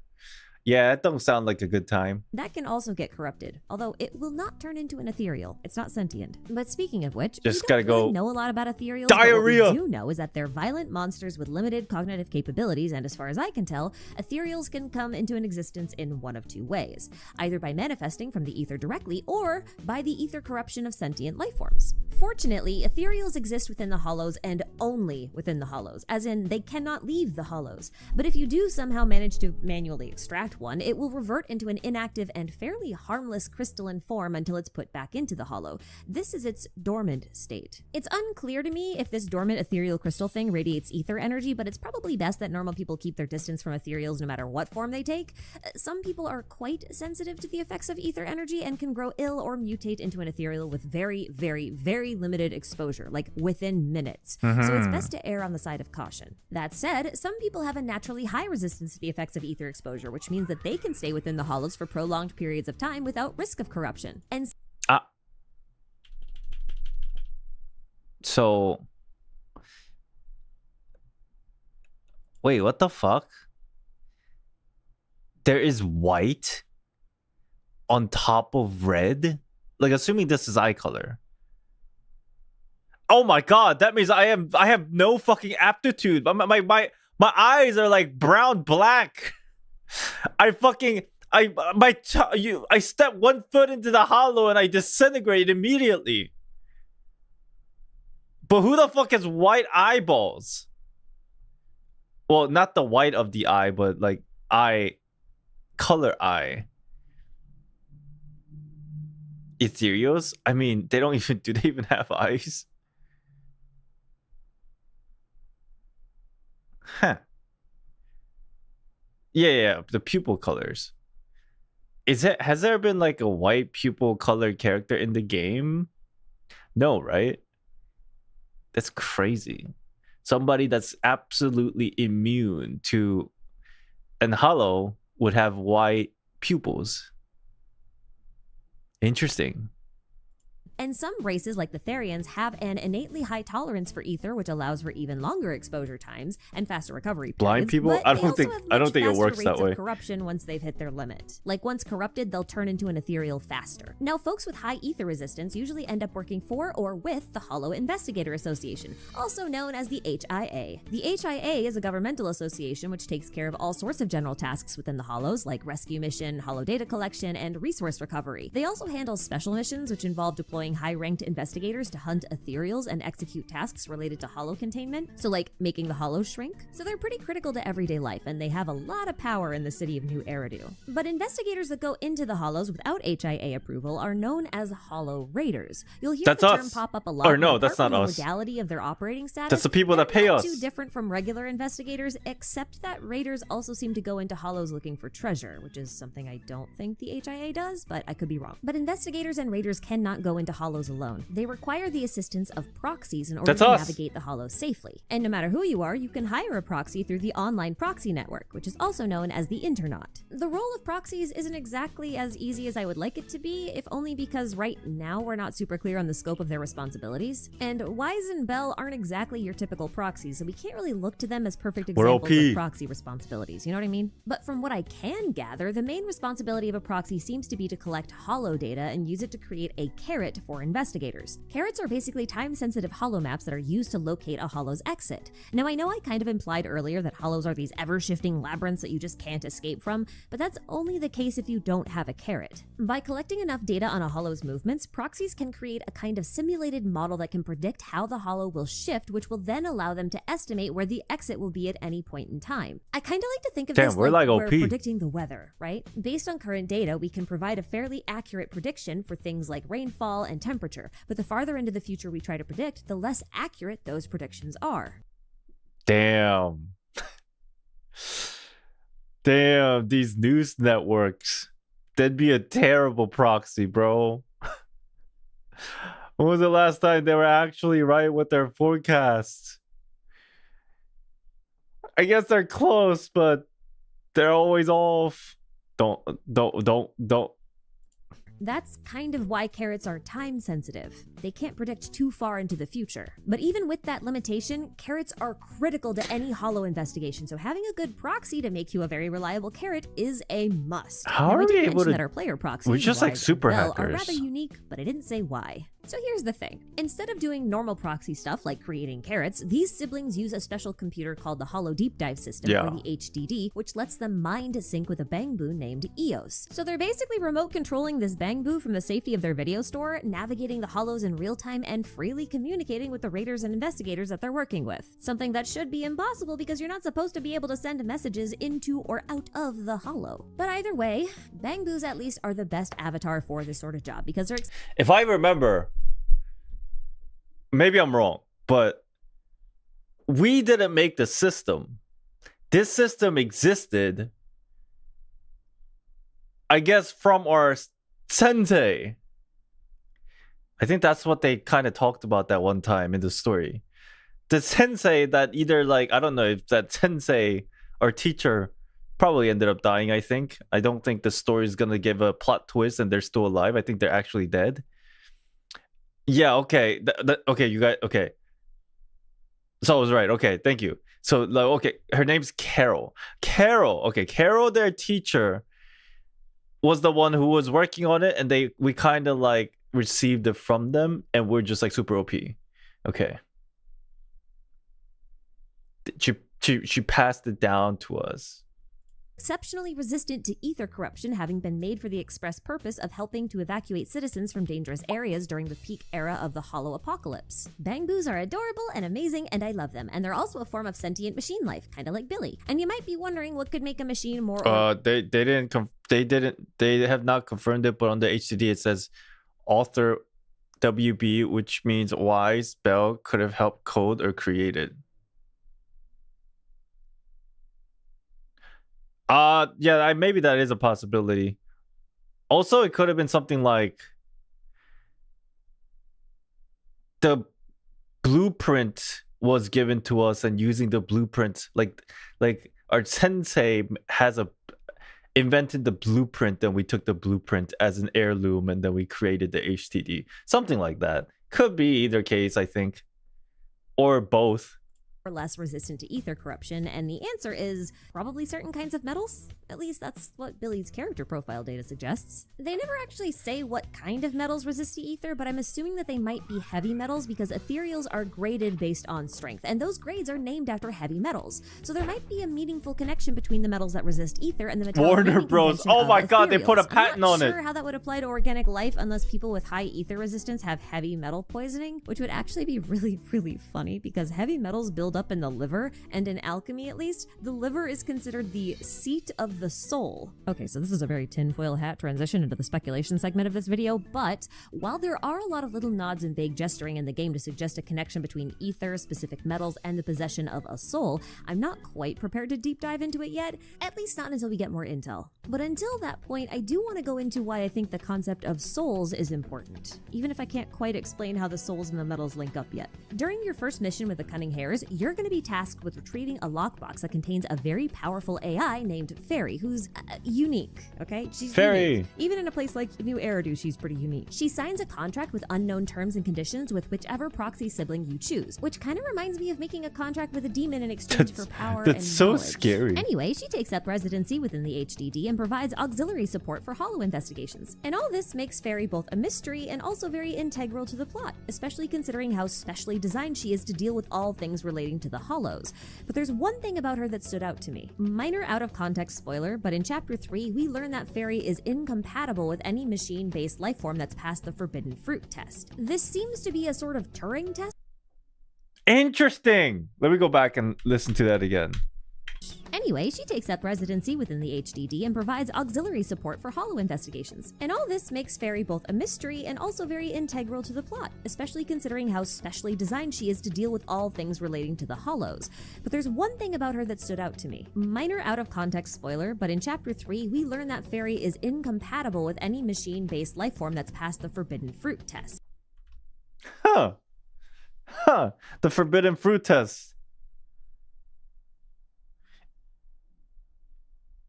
Why could that be? Why is Fairy not able to be compatible with... Because Fairy has a soul. Maybe Fairy is a living being. Wait. Wait, if it didn't pass the fruit test, that means they don't have a soul. So then why is it not compatible? No, I'm being stupid. Wait. It would be incompatible if both have a soul. That's the problem. So that's why Fairy cannot be compatible. Wait, what? Yeah, because Forbidden Fruit test, if you pass it, that means you have a soul.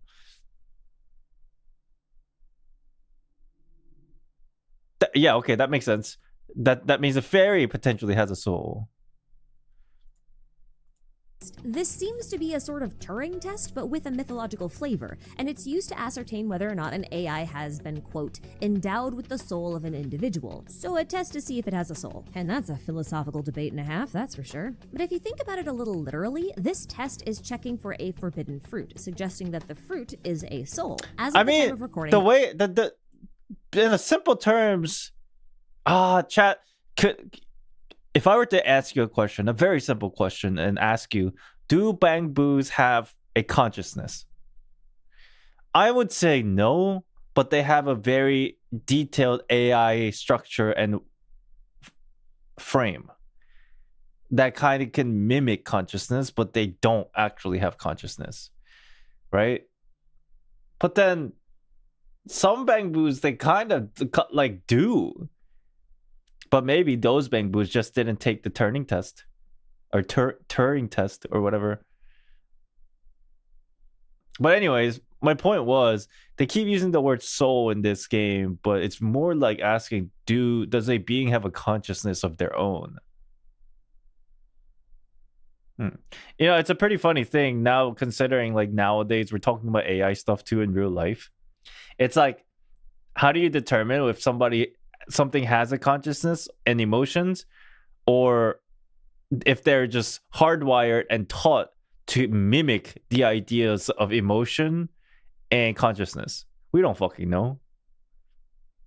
You know what I mean? That's interesting. So yeah, for sure, very philosophical. So what the fuck is the deal with Fairy?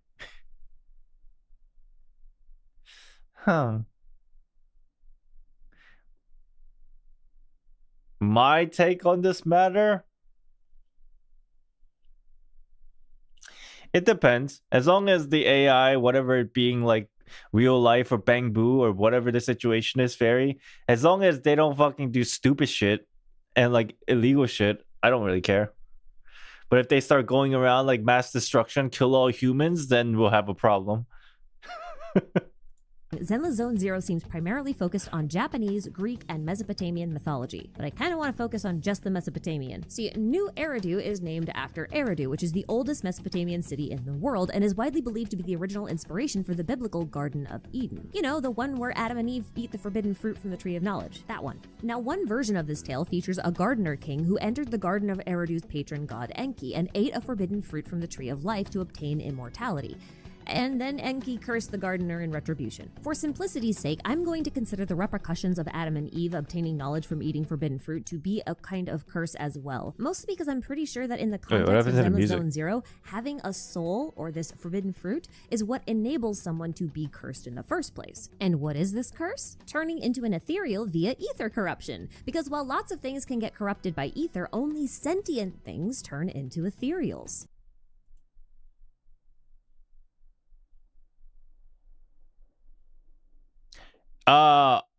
Not to be like a actually situation, but considering this video is pretty old, is this kind of technically debunked at this point?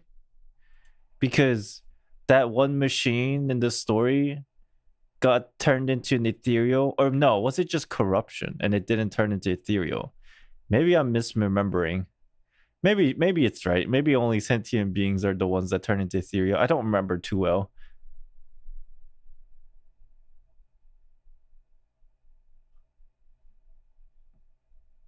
They work a bit different. Okay. I was just curious.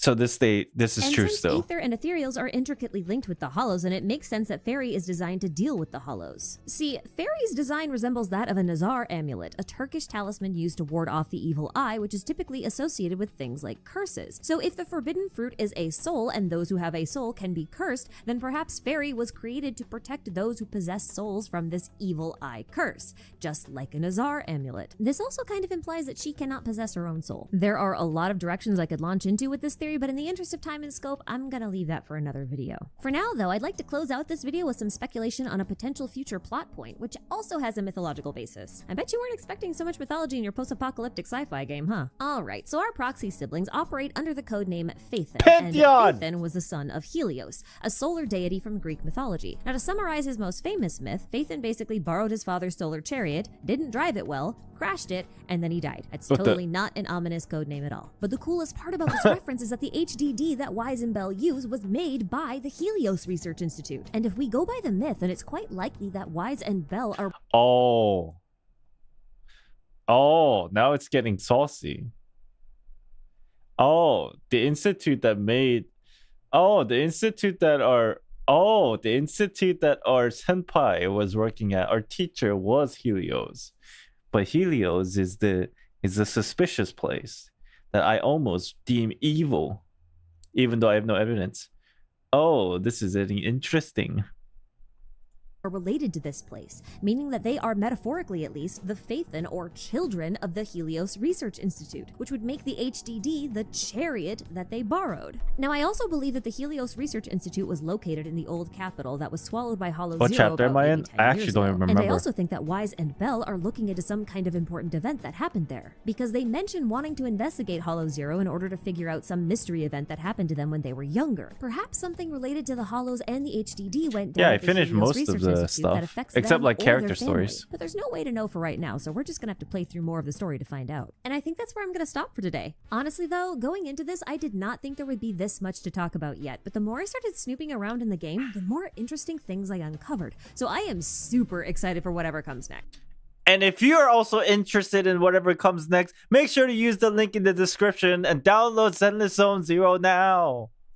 All the foreshadowing and references make me happy, just like a little bangoo. Anyway, guys, thank you so much for watching, and I'm going to see you in the next video, which will happen after the game officially launches. Unless one of us gets sucked into a hollow before then. Maybe I should get some carrots.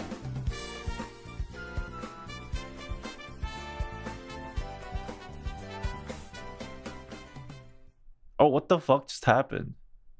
Wait, what the fuck? Hold on. Everything on my computer just minimized. Okay. Alright. Good video. That freaked me out. Afotim, thank you for the follow. Appreciate you. Welcome in. Welcome.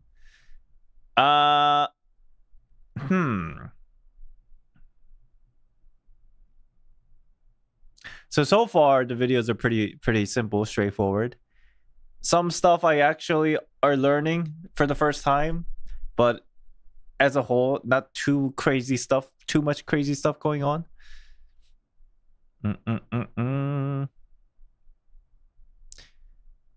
Yeah, this is all basic lore. It's all 1.0 lore. If anything, these videos are literally like the day before the game came out, or month before, or whatever. Okay. Next, we are watching. This is now after the game has released, and this is prologue and chapter 1 story, I guess, review. So let's watch this. You want my speculation on how W engines work? Maybe after we watch the videos, because I'm sure they'll start talking about some intricate stuff now going forward. Can Ethereals give birth?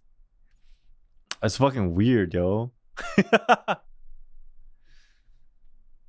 This video is the entire story of prologue to chapter 3. Oh, yeah, we watched this. We watched this first. Hello, We're everybody, going and backward welcome order. to New Eridu, the central hub of Zenless Zone Zero's current storyline. Since you decided to watch this video, I'm going to assume that you've already played through the story and are just looking to jog your memory or see what you might have missed, which is great because that's exactly what we're going to do today. This video contains a quick recap of the prologue in Chapter 1, highlighting all of the important events, characters, and lore bits that show up along the way. This is very helpful for me because actually I don't remember squat. Wait, let me try to remember what happened from chapter prologue to chapter 1. All it was, I only remember things because I played the beta a couple of times in the main game when it officially released. So it was like literally the box, Fairy, the hijacked our HDD. Oh, before that though, a different hacker hijacked our internet account, and then we slapped them in the ass, like figuratively, and then that's it. I think that's all that happened from prologue to chapter 1. Unless wait, is chapter 1? No, chapter 1 was Nicole and stuff too, with Nekomata, I think. And then eventually Nekomata joins the Cunning Hares, and I think that's the end of chapter 1, I think. Yeah, prologue. Chapter 0 is hacking. Yeah. Let's see what happens. But seeing Or as let's this see what is the happened. first episode in a series, we're going to need to establish a few key terms before we start in on the plot. This is to ensure that we have the same basic understanding of the world building and to help streamline the recap. Because putting too many definitions in between descriptions of events is going to get really confusing really quick. I think that just about does it for the intro, so let's just dive into things, shall we? Okay, so here's what you need to know before we start talking plot. And if you know all this already, then there are timestamps in the description box. You can just skip this section. Zenless Zone Zero takes place in the city of New Eridu, which is still pretty young. It was founded maybe 10 or 15 years ago after Hollow Zero erupted and destroyed the old capital of Eridu. Now, this world has been plagued with supernatural disasters called Hollows for a very long time prior to the fall of the old capital. And as far as we know, New Eridu is the last city on the planet with people. Oh! Hollows appear before Hollow. Wait, what? Wait. Hollows appeared before Eridu was screwed up. So Hollow Zero is not really the first Hollow. Hollow Zero is just like Ground Zero post Eridu getting fucked up. That's all that means. Oh.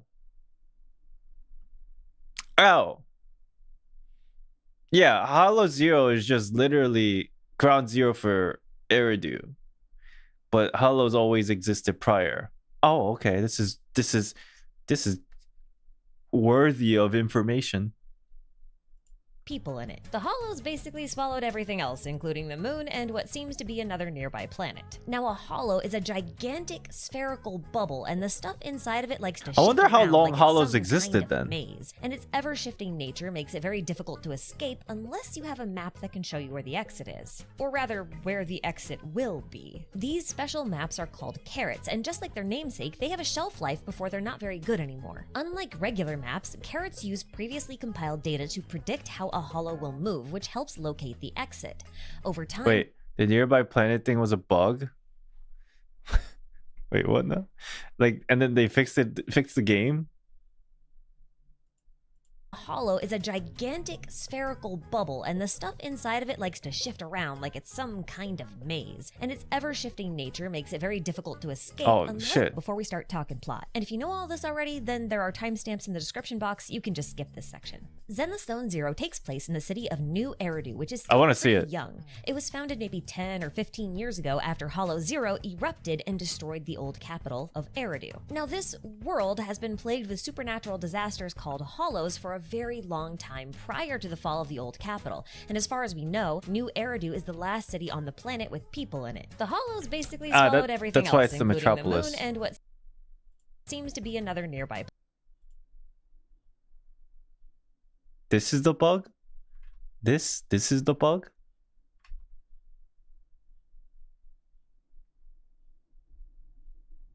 And this is the moon. All right. Planet. Now, a hollow is a gigantic spherical bubble, and the stuff inside of it likes to shift around like it's some kind of maze. And its ever-shifting nature makes it very difficult to escape unless you have a map that can show you where the exit is, or rather, where the exit will be. They fixed it. Okay. These special maps are called carrots, and just like their namesake, they have a shelf life before they're not very good anymore. Unlike regular maps, carrots use previously compiled data to predict how a hollow will move, which helps locate the exit.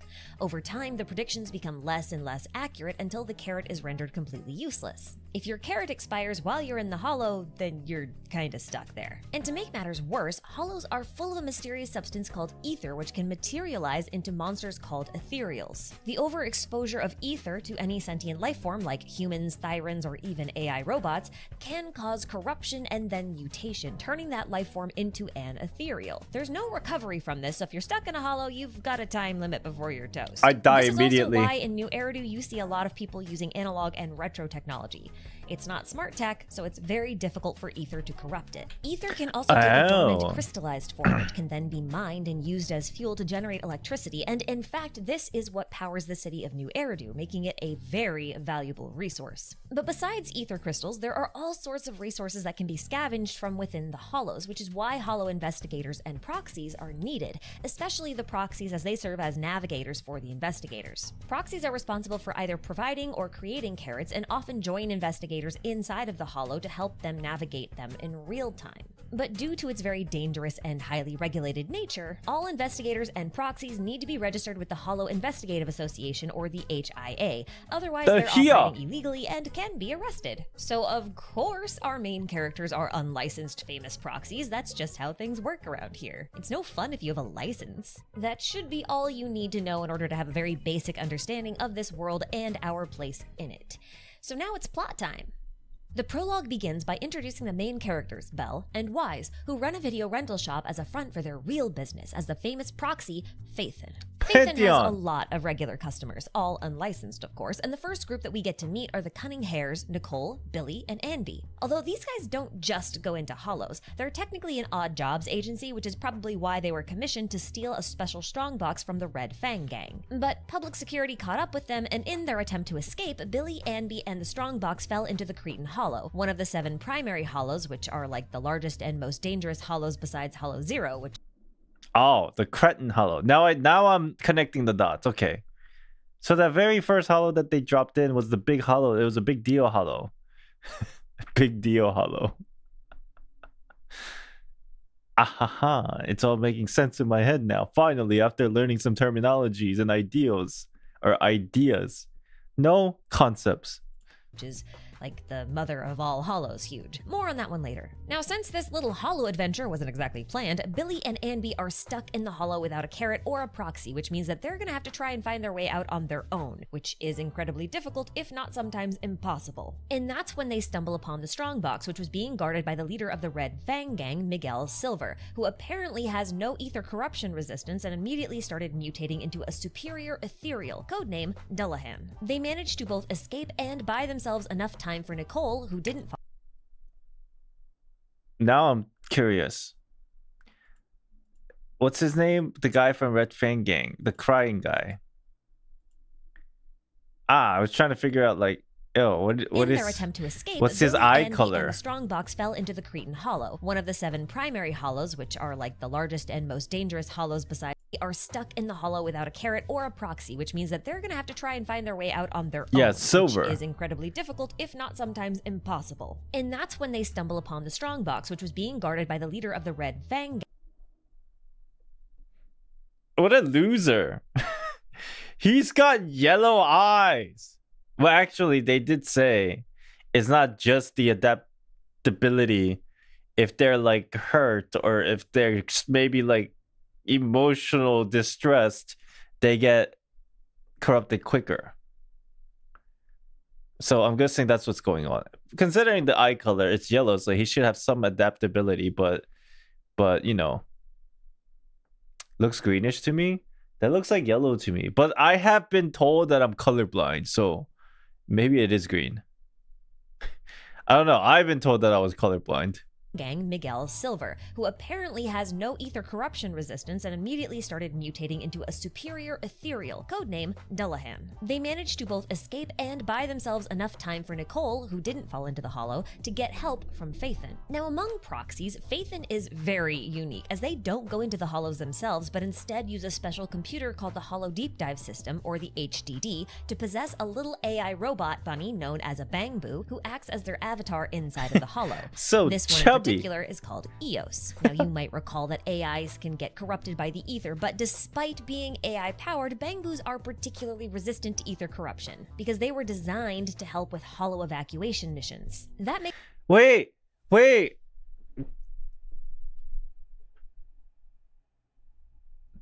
Oh, how do I explain what's going through my mind? Who created bangboos to begin with? Let's start from there. Do we know this information? Was it Helios again? Or is it White Star Academy or whatever the fuck? Cause whoever created the bangboo, essentially, whether they did it for good means or suspicious means, they have a monopoly on hollow exploration. So whoever came up with Marcel Group, Sunbringer, the first CEO of Marcel Group, the character that looks like Kiana. Sunbringer is the CEO of a group that created bangboos. Interesting. So then, like I always thought that group. No, it makes sense. Wait, is Sunbringer related to the Void Hunter? Was a CEO? Was Sunbringer related to a Void Hunter? Is Sunbringer a Void Hunter? Well, I mean, whatever the case, I guess then ultimately what happened was initially bangboos were created strictly for the explorations of hollows, but then it eventually filtered down to like everyday use. Okay, that makes more sense. Because like, how the fuck do they inherit? Like, it was obvious that they were built for hollow exploration to begin with, because they're the only ones that can literally withstand the ether corruption. Oh, that makes more sense. Interesting. I'm learning about lore. I'm so excited. Makes them perfect for operating inside and around hollows. Phaethon expertly extracts Billy and Anby from the hollow, but they still need to retrieve the strongbox, which is still being guarded by that Delahan ethereal. So the cunning hares head back into the Cretan hollow, but this time they have Phaethon to guide them properly. But as you would expect, things go very wrong very quickly. The HDD gets hacked by an unknown third party who deletes their hollow database, and in the process, Phaethon gets disconnected from EOS. So this hacker, I mean, I'm sure this hacker doesn't like us. From what I remember, they're just very spiteful because we're just better. We're just built different. We're the alpha. That's why they hacked us to begin with, because they saw the opportunity. But at the end of the day, us getting hacked here, it was such a random happening then. Are you still baffled? That's how you pronounce Phaethon? What is it then? Python? This leaves the cunning hares trapped within the hollow without a proxy or a carrot. Luckily, they find an official hollow investigation team that they could request help from, but this would also mean getting arrested because they're not exactly operating legally, and public security is really cracking down on illegal hollow investigations because of the upcoming election. Now, they could hand over EOS and Phaethon's identity to them in exchange for having their criminal record wiped, but they decide to wait for Phaethon to come back online instead. Good choice. But Phaethon's got to deal with this hacker that took over the HDD first, and apparently that hacker wants the code to the strongbox. Oh yeah. Oh yeah, it was the USB, right?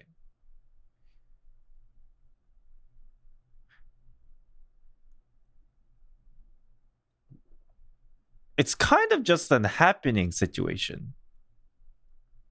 And Phaethon just so happens to have it. Nicole had given them a USB drive containing the code that she had stolen from the Red Fang gang before they went back into the hollow. Phaethon definitely can't just abandon the cunning hares, so they agree to hand over the code. One problem though, the hacker deleted their hollow database when he took over the HDD, which had the code on it. The only copy is in a backup that they had uploaded to the Internaut, which can only be accessed using their proxy network account login.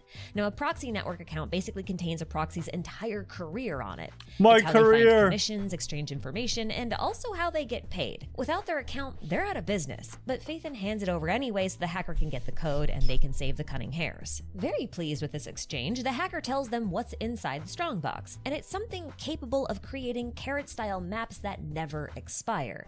Now, given how quickly carrots lose their effectiveness without being recalibrated using the Hollow Master dataset, also known as the Rosetta data, this infinite carrot generation thing is incredibly valuable. Everyone would want to get their hands on it. So the hacker activates Phaethon's account so that they can grab the code to the strongbox, but as soon as they do that, public security pulls up to their location. They're looking to arrest this illegal proxy that Bell and Wise tipped them off about. So the hacker's taken into custody and everything's dealt with. Although Phaethon has lost their proxy account, which means they're gonna need to rebuild their reputation from scratch. But that's okay, the hacker's dealt with and Phaethon can finally reconnect to EOS, rescue the cunning hares, and find the strongbox. But we don't have... is still being guarded by the corrupted But we don't have the Silver. code now. But the cunning hares do manage to defeat him and retrieve the strongbox. But of course, there is one last problem to deal with. Like I mentioned, the hacker from before had deleted Phaethon's database, which had all of the data that they used to make their maps of the Cretan Hollow. And that means they can no longer predict where the exit is, and compiling enough data to make a new map would take too long, and the cunning hares would turn into ethereals by the time the deed was done. So Phaethon suggests that they unlock the strongbox and use its contents to find a new escape route.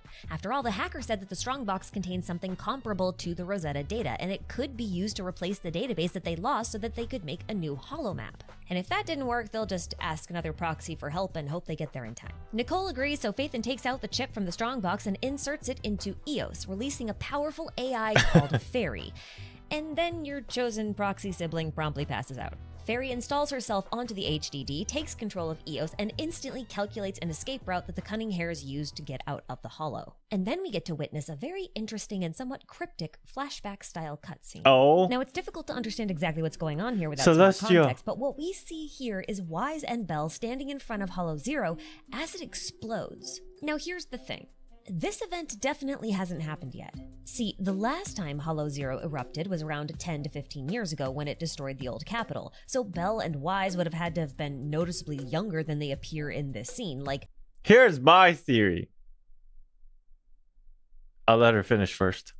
13 to 14 at best, and we do have a single photo of the siblings from around that estimated age, and Belle wore her hair in a very different style back then. Hair is a pretty weak argument, I know, but just roll with my anime logic, okay? The other reason why I'm so sure this event hasn't happened yet is because of the Shiyu pillars that are present throughout the clips. The Shiyu pillar technology is, as far as we know, unique to new Eridu, because it was supposedly a breakthrough technology developed by new Eridu's founders as a means to keep the city safe and the hollows under control while providing the young city with a steady supply my thought of process has been we'll debunked talk more already. About Hollow Zero in its own video. But that basically means that this clip is a vision of future events. And from this, we can deduce that this hollow eruption, as I'm gonna call it, is what Wise and Belle are trying to investigate, and perhaps even why they became proxies in the first place.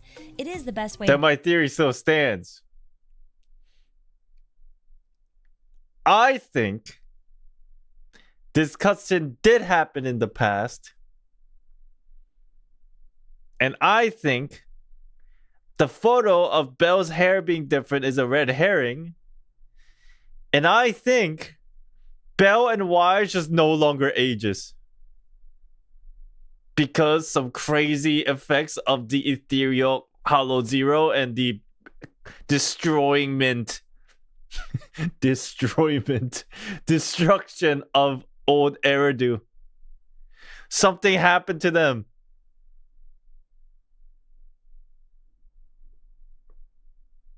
Is my thought. So they're immortal. Oh my god, think about it. Think about who's immortal in Genshin Impact after the destruction and chaos of the abyss. Dun dun dun! Dainsleif. From this, we can deduce that this hollow eruption, as I'm gonna call it, is what Wise and Belle are trying to investigate, and perhaps even why they became proxies in the first place. It is the best way to get your hands on a lot of hollow data, after all.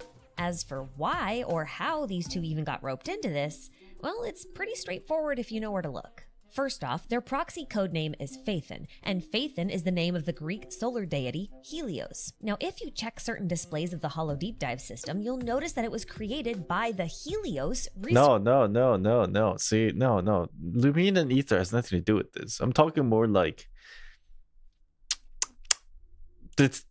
Belle and Wise are now immortal. They were cursed by the effects of the hollow eruption.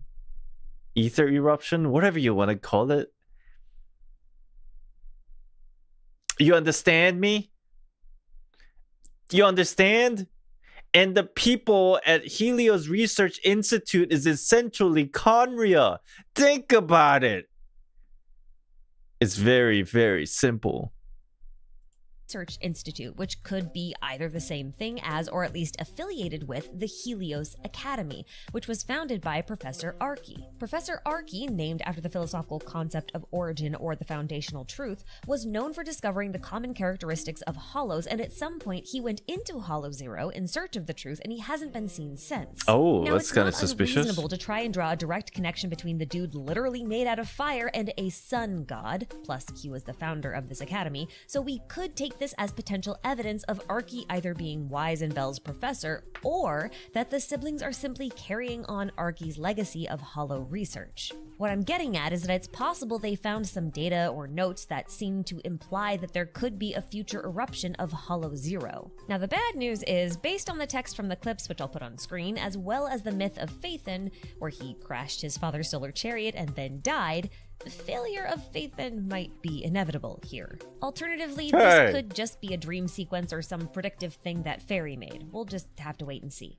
Anyway, We once the can get unconscious through sibling this. wakes up thanks to a mystery doctor that we never get to see, they discover that they've signed a licensing agreement with a very powerful AI named Fairy, who had been dormant in the chip inside the strongbox. I know we've already mentioned her, but it's been a while. Now, Fairy is one of 4 so-called keys, whose purpose and origin is completely unknown, but it seems to be somehow tied to the creation of a new version of Eridu. The 3 other AIs are called Ghost, Jinni, and Yokai, and I'm not sure if they all have the same abilities or if each one has a unique function. I personally like to think, or I personally feel, this 4 entities of Fairy, Yokai, Ghost, Jinni, this is like, I don't know how to explain it. But it's just such a cool concept. I love this. And we only know the 24%, 25% of the puzzle. This is so cool. That's all I wanted to say, really. I have nothing really add to this. It's just I think it's cool. Other AIs are called Ghost, Jinni, and Yokai, and I'm not sure if they all have the same abilities or if each one has a unique function. In the Where the Miracle Began lore trailer, the mysterious female voice commanded each AI to do something different, and Fairy's designed and proclaimed function seems to match that. See, her design is that of a Nazar amulet, which is a talisman that protects its wearer from the evil eye, or just harm in general. But she says that she can gather data from every smart device in the city and instantly calculate routes through the hollow, effectively acting as a guide. So I'm kind of thinking of her as a fairy guide that leads people safely through the hollow so that they don't get corrupted, thus protecting them from harm. Meanwhile, Yokai was told to corrupt the database firewall in the teaser, so their functions and roles might be a little bit different. We're gonna see how this pans out. Anyway, that marks the end of the prologue. So despite being really experienced and having a super powerful AI in their special secret computer system, Phaethon did lose their legendary status and proxy account, so they're basically starting from scratch with no street cred, and that means they've got to do some lower level commissions for a while. Shit. This keeps them pretty busy while Nicole investigates the origins of the strongbox that Fairy was in and the person who gave her the commission in the first place. And this means investigating the Red Fang gang, because they're the ones who had it in the first place. Red Fang gang. She doesn't get that far before she and her crew get roped into another spot of trouble, courtesy of a girl named Nekomata, or just Nekomata. Now, we don't learn about this until later in the chapter, but Nekomata was a member of the Red Fang gang. I don't know why I was so stupid, but in the beginning, I did not know that the red of Nekomata, the outfit she's wearing, was such an obvious giveaway, and I didn't catch it like an idiot. I had no clue until it was revealed to me. I was like, oh. I don't know how many people had the similar experience, but I just didn't get it until I find out. And a friend of Silver, who the Cunning Hares were somewhat responsible for the death of, since they were the reason he fell into the hollow and got corrupted in the first place. Nekomata is out for revenge, so she commissions the Cunning Hares to find her family heirloom, which is a locket containing a picture of her and Silver, which she lost in a hollow. Specifically, the Dead End Hollow, which is coincidentally also the location of a very important construction project, which is rebuilding the old metro lines. This project is being spearheaded by the Vision Corporation, as explained by their representative, Mr. Perlman. They won the project bid by promising lower costs and quicker deadlines than their competitor, Bellabog Heavy Industries. And they claim that this difference in price is because of their methodology. Rather than a complete renovation project, they intend to blow up an entire metro line and then rebuild it from scratch.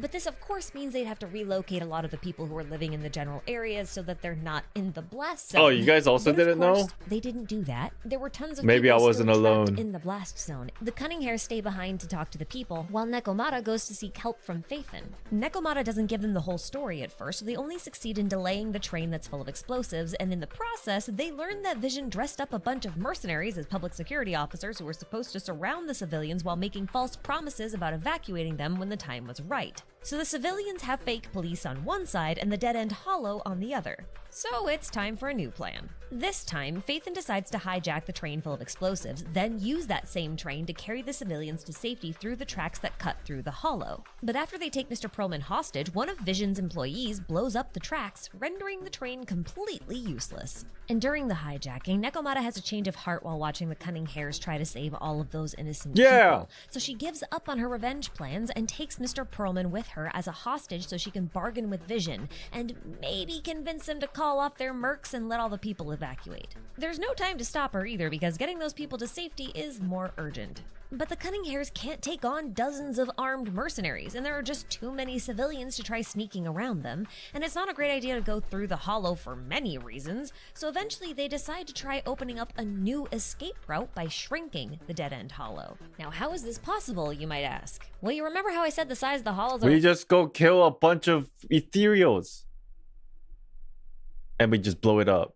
linked to how much ether activity is inside of it, or at least like how much ether is inside of it? Well, you can also reduce ether activity by destroying ethereals. But in order to shrink the dead-end hollow by the amount needed to expose the blast zone, you'd either need to destroy over 3,000 low-level ethereals or the boss, inside, or just take out the dead-end ha, butcher, ha, ha. which is the biggest and most dangerous ethereal in the entire hollow. Which is this is the first boss where this is the boss that we have to fight for materials, right? The first guy. There's like 4 or 5 bosses in the regular. This is the same dude, right? Okay. Because for whatever reason, when I actually played in the story, this guy looked way bigger than the weekly boss version. But then I think that's kind of just because maybe the first time experience was like a little bit more epic than like now I have to farm that stupid ass like every week. That's probably what happened. Now I think about it in hindsight. Yeah, this guy was like super cool the first time I fought him, and then now I fight him every week, and I'm like, what the fuck? Get out of here. I think it is the same size. I don't think the size changed. I'm just saying it might just be my you know, like when you experience something for the first time and you have a bigger first impression kind of thing. Which means it's gonna be really hard to kill. So they lure it into a dead end, haha, very funny, and then they pin it down using Vision's train that was full of explosives. Then they use Anby's sword as a lightning rod in order to detonate those explosives, and boom, no more Anby's so butcher. cool. This is predictably enough to shrink the hollow enough so that the citizens can get to safety, and then they show up exactly where Nekomata Bigger was arena. negotiating Oh, with Vision, that might be. because they were That going might be. through train tunnels, and she was negotiating at a train station, so that makes sense. Now, Sarah, who is Vision's real representative, is not too pleased about all of this, and is about to have all of her men gun everybody down. But Crazy thankfully, our fucking heroes called in bitch. public security and the press, who arrest all of Vision's employees except— What the fuck kind of a action is that? She's about to fucking commit massacre. This is fucking crazy bitch. I kind of forgot because she was like, you know, she was hot, but like now I'm thinking about it, I'm like, oh, the fuck are you doing, lady? is not too pleased about all of this and is about to have all of her men gun everybody down. But thankfully, our heroes called in public security and the press, who arrest all of Vision's employees except for Sarah, who escapes, of course, and they take them into custody. Celebrations ensue, and Nekomata has a change of heart about her revenge. The Cunning Hares are good people, and technically, Silver's corruption was an accident. Besides, people don't recover from corruption once the ether crystals start spreading. There wasn't much the Cunning Hares could have done. So— Oh my god. Look at her. My heart hurts. You know, especially because she's a cat. I've been watching a lot of cat videos lately. That might be why. Nekomata decides to join the Cunning Hares instead. Now, don't get complacent. All of this started because Nicole was investigating the Strongbox and who hired the Red Fang gang to steal it in the first place. All we know is that the Strongbox was originally in the hands of the White Star Institute, which is an organization that's responsible for researching the hollows and especially the ethereals. They're the ones who give monsters names and rank them by strength, but we have no idea why they had the Strongbox, how they got it, or if they're responsible for making what's inside it, which is fairy. So for now, we're at elites.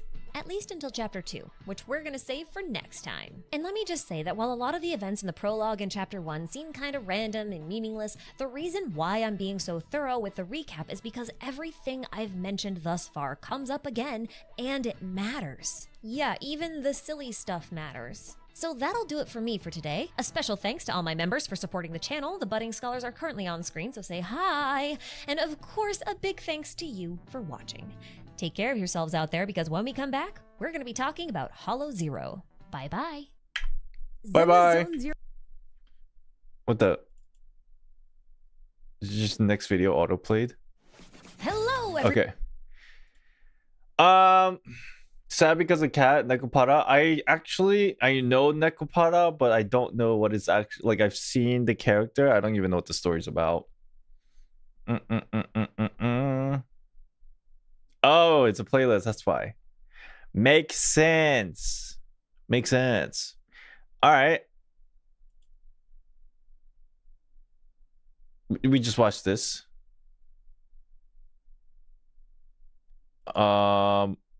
Let's watch as real video. Right? Is that the order? Well, no, it's not the order, but technically it is the order. No, it's not the order, but it's fine. All right. This one 40 minutes. Lock in. Wait, this one's, you said chapter 0 prologue, chapter 1, 1.5, 2, 2.5. Holy shit, it's the whole thing. This is literally like we're watching a movie. But then, do I want to watch this first then? Or do I want to watch like all the additional lore bits and then go watch the entire recap?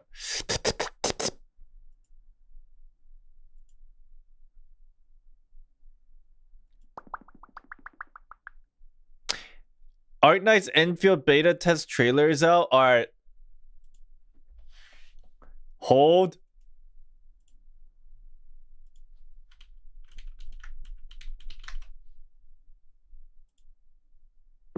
The journey. Hold. 3 minutes. Let's go. Arknights Enfield beta test trailer. Wait, let me record. Hello, everybody. Real quick, we're gonna watch this video. It's a reaction video. Arknights Enfield beta test trailer. Wow.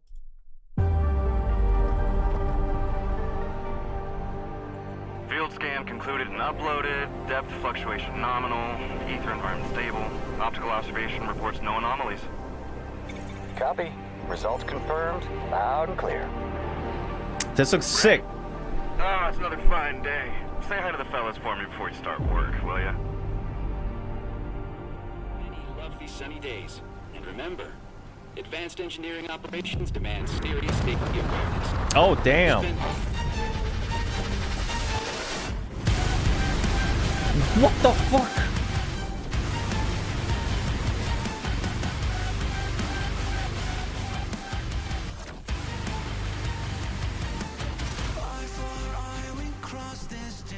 Man,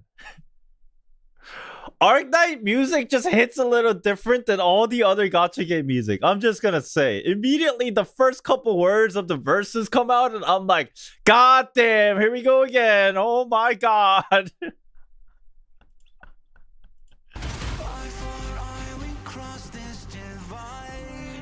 Holy shit.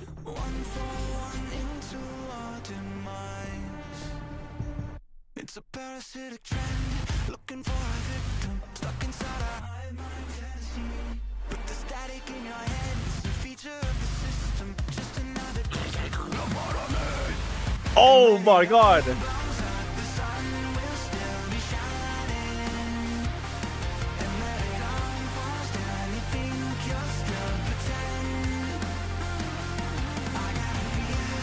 Joe, this looks so good.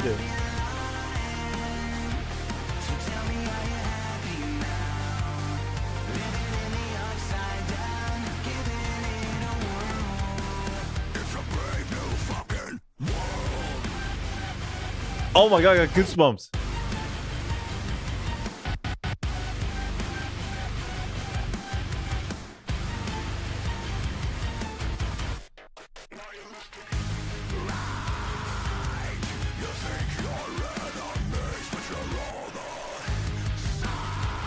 Wait, is this another one of the open world game? What the fuck? Is that a panda?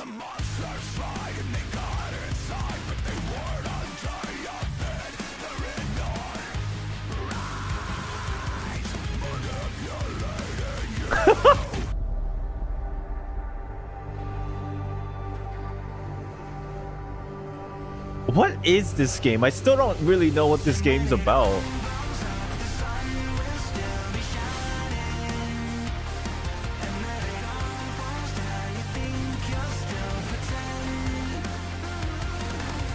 I like this girl.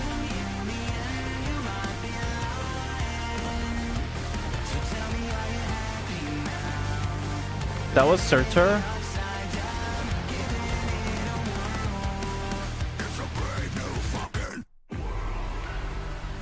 Mid-January. Where do I sign up? Where do I go? Where do I go? I know. Where's the red hair guy? I missed. Wait, who? Which one?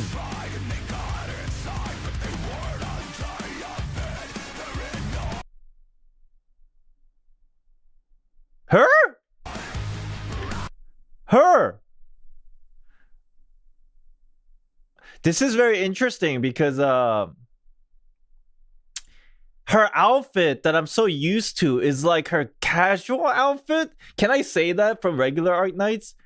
Her outfit's usually her regular. She's got like, you know, really hot outfits, but then this is more of a fantasy setting outfit. So I almost didn't recognize her.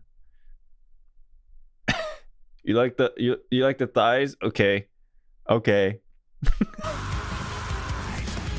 Oh my lord! Go back.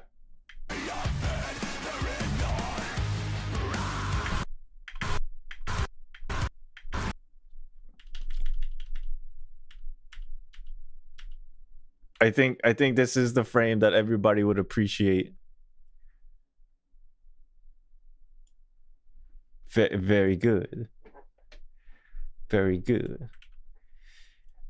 Oh my god!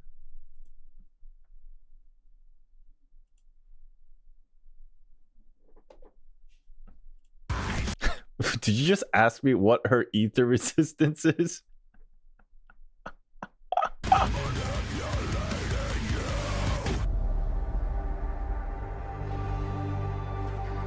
I don't know much about this game at all. Okay, so it's an open world game in a fantasy world with Arknights IP. I don't even know if the story is related to the regular IP or regular Arknights. I don't know. I don't think anybody really knows yet, unless they came out and said it. But to be honest, I am not sure what they're even wearing in front of their face. Huh.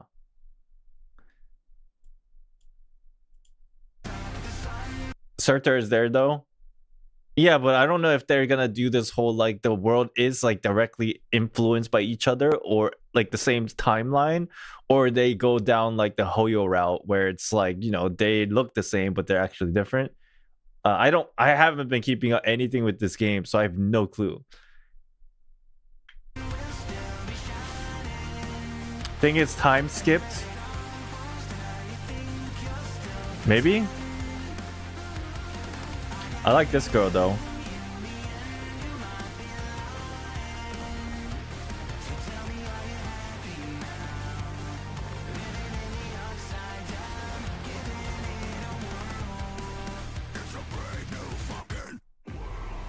Huh.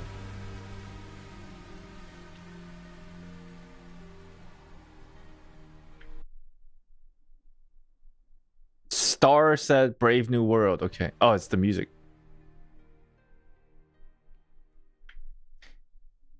All right. Where do I sign up?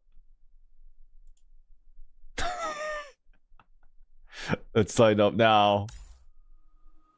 Oh. Good video.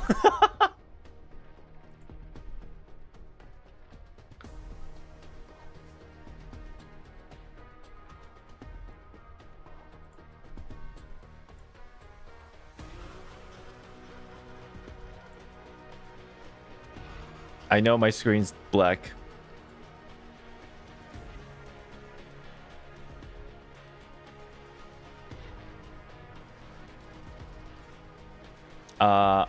PC, Android.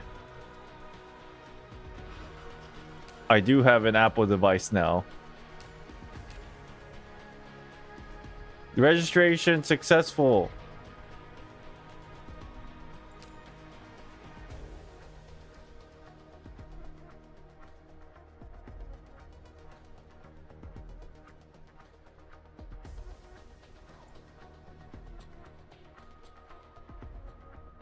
Oh, there. This is a survey. What about the gameplay? I have no clue. I have no clue. All right, let's go back to watching videos. Actually, let me go to the bathroom first, and we'll continue. All right, let's take a quick break. I'm gonna go pee, stretch out my back. Couple minutes, and I'll be back.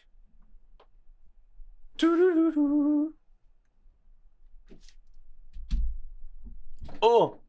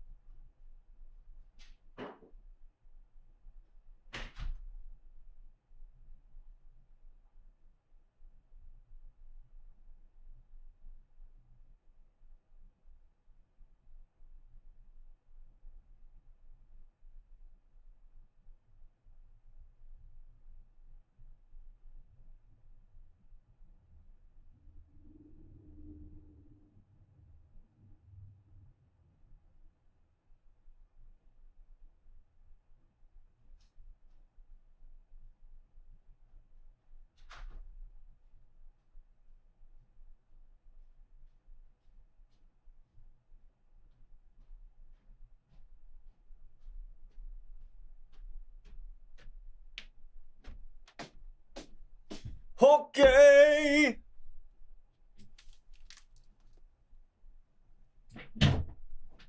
Hello.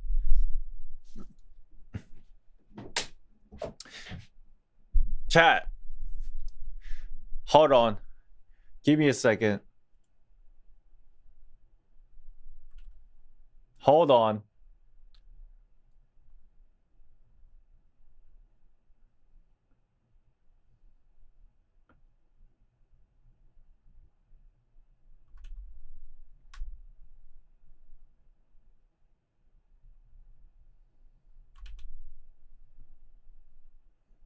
Ah, shit.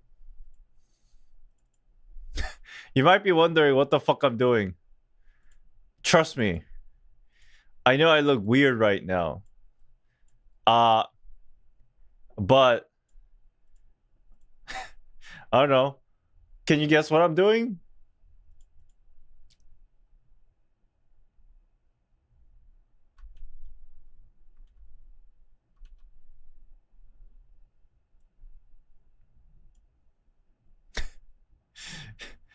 Calibrating? No.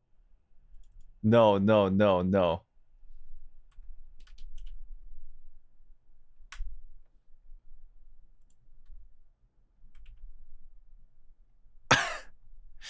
I am making a thumbnail. Hold on. Chat. Hold on. Dude, okay, basically, let me explain to you guys something. Okay? First of all, let me fix this. I have to leave my house at 7 in the morning tomorrow. Right now, it's 10 p.m. If you guys don't know what I'm talking about, I'm going to the card game event. So, like, in order for me to be able to do that, first I need to, like, upload this Arknight reaction that we just did. And so to do everything at a very quick speed, to upload a video and go to sleep and watch the rest of the lore videos and wake up at 7 to leave for tomorrow, I am going to go ahead and upload this video right now that we just recorded. Recorded the Arknights thing. Hello everybody, real quick, we're gonna watch this video. It's a reaction video, Arknights Enfield beta test trailer. Wow. Whoa. Great, that's perfect. Wait, how does it end? Hello everybody. Good video. Great. Let me go ahead and upload this real quick. Let me play some music in the background for a little bit. Sorry guys, I'm just making a thumbnail in Photoshop right now. ZZZ OST chill. You should edit and sleep. No, I want to watch more videos. So let me. There you go. There you go. There you go. You guys can. Oh wait, instead of this screen. There you go. You guys can chat with me while I upload and edit real fast. I'm not even editing. I'm just fucking literally uploading what I just recorded as a whole thing. Put the thing on loop. Hold on. I can't do that right now.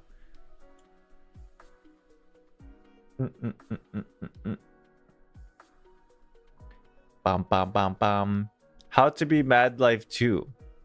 Thank you for the follow.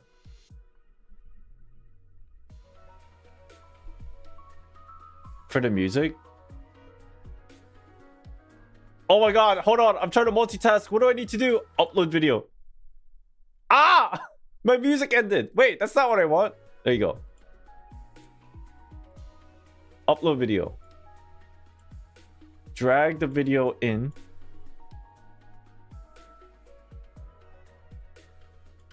Okay. Actually, there is something that we do need to do. Hold. Which part of the video was the most hype part? I need to take a screenshot of it. And then wait. And then use that as a thumbnail. Which part of this was the most hypest part? The searcher part? Field scan concluded. Dice? Depth fluctuation nominal. Ether environment stable. Optical observation reports no anomaly.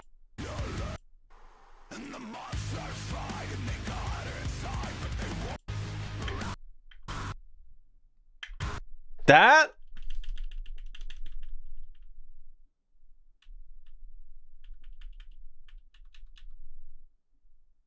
The quality looks like shit. Cuz we need to bro, I'm just saying. Only our thighs? What do you mean? I mean, this is fun. No, what about this shot? Oh, this looks way better.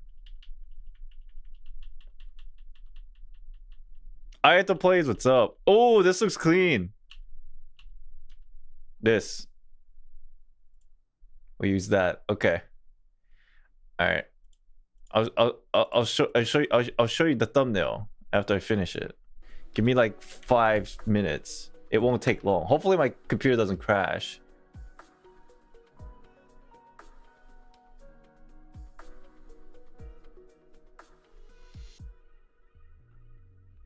Dude, if my computer crashing,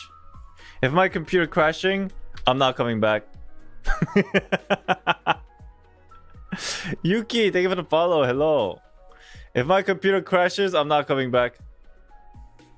Do you think it's not gonna be spoiler and ruin people's expectations? What do you mean? It's just a reaction video. People watch reaction video thumbnails all the people will not look for a reaction video if they've already seen until they see the video, if that makes sense. They would not be searching for a reaction video unless they saw the video already.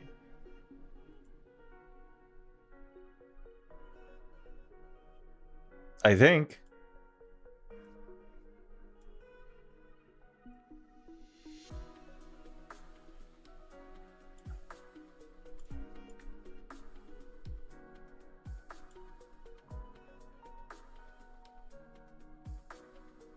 You get spoiled like this sometimes too? All right, hold on. Hold. If you guys are that concerned, this is what I'll do.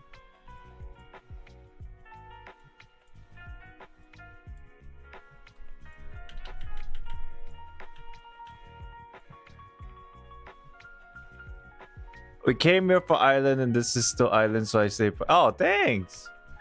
Thanks. Now I just need Arknights end field logo.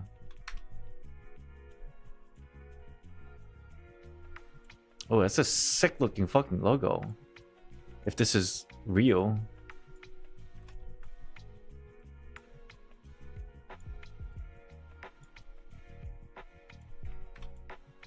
Oh, that's sick. It's almost done.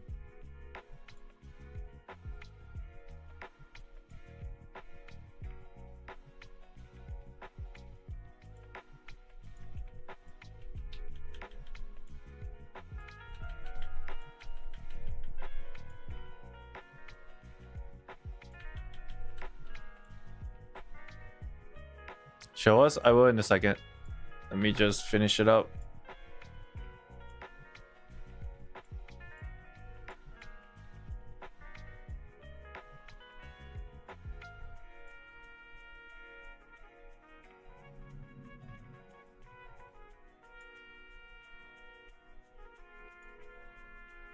Okay. Should be good.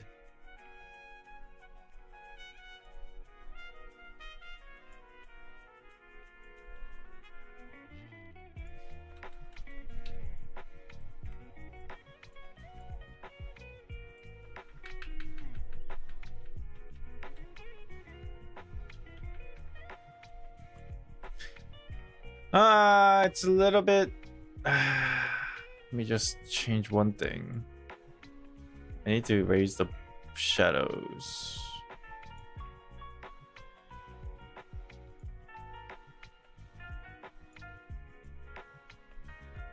There you go. That's good.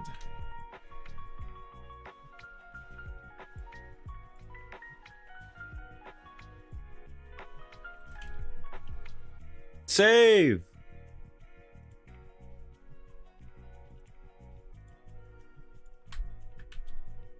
Save as copy.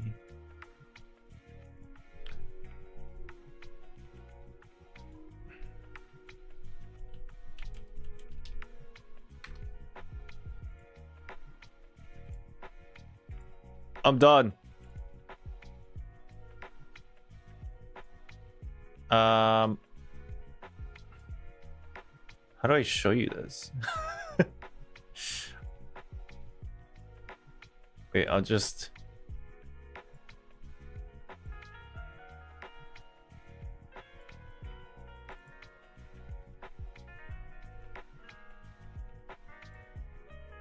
Alright. Can you see? Can you see the thumbnail? It's right on the left side there. Do you see it? That's the thumbnail. Whoops.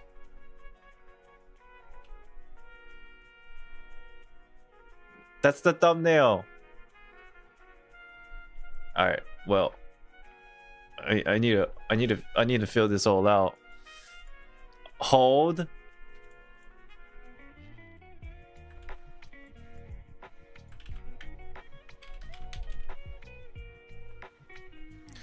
Oh my god, what is going on?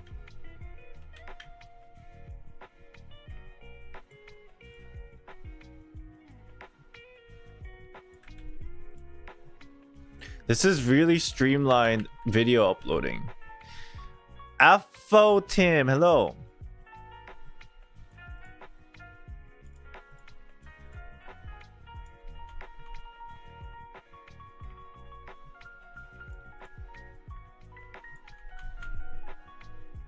Partially blocked. How? Copyright. Oh, the music. Sorry. We can go bypass that. Because all I have to do is like reboot it because it's part of the video game. Arknights. Oops. Arknights and field. Arknights and field reaction. Arknights reaction, Arknight react, Arknight end field react.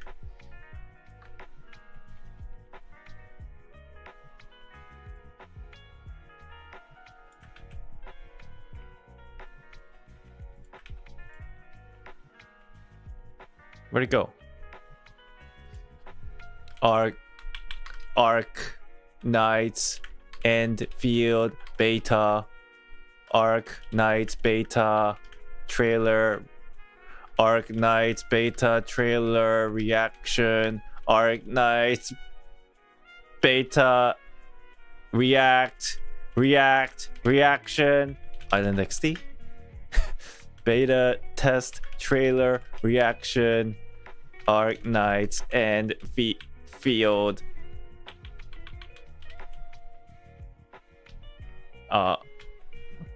beta test trailer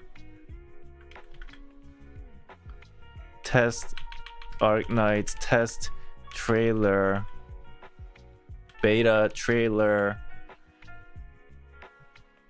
Arknights and field trailer and field test trailer demo anime. Gotcha. Okay. Too many betas. Do you guys know why I do this? There's a reason why a lot of the times when I upload reaction video, my video is like usually the top 3 or 4 searches when you search up the thing. I spelled third and last wrong. Oh. Thanks. Ah! I don't know what was here. End field react. End field reaction. Sure, that's fine. Save. End screen.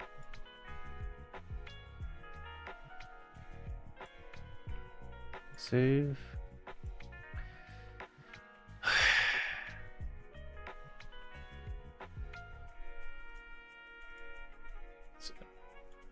Is it up already? Okay. Oh wait, is it public? Public. Publish. Okay, so the thing is, this fucking thing is partially blocked. Time to appeal. Dispute.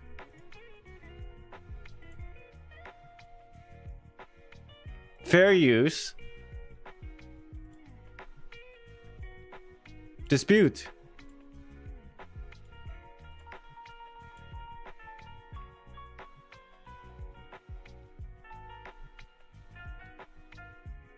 Gameplay.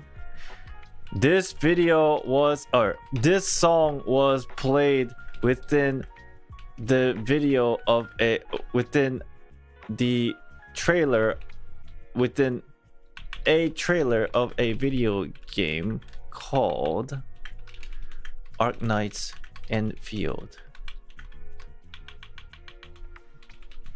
The rights of the song belongs, or is licensed to the company of the game, and this is within fair usage of, this is under fair use. Okay, that's good enough. I'm sure they understand.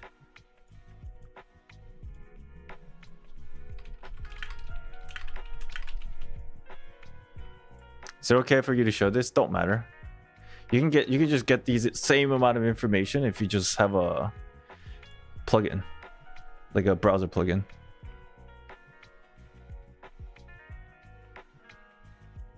Okay. Video is up. Yay!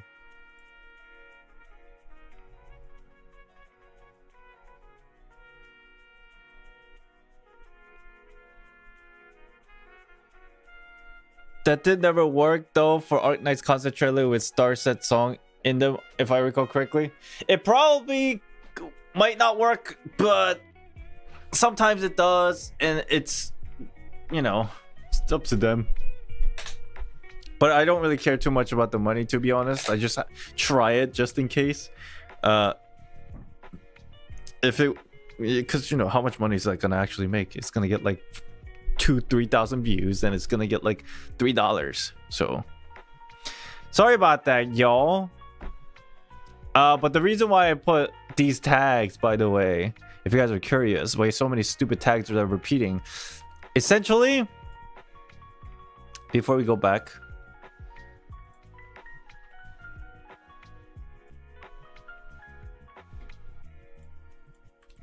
this is like the shit that basically what you want to do is you want to write what you would type in the YouTube search engine. Like what you would type. So for example, if somebody just watched this trailer and I'm like, I want to see what other people's reactions are like. I want to watch them. So they go to the YouTube search engine and they type in Arknights Enfield reaction. There it is. It's anything and everything that people could and would write in the search bar, and you just fucking throw them in here. Beta test signups or invisible. I already did it. I already signed up. All right, let's go back. That was a little bit about Holt.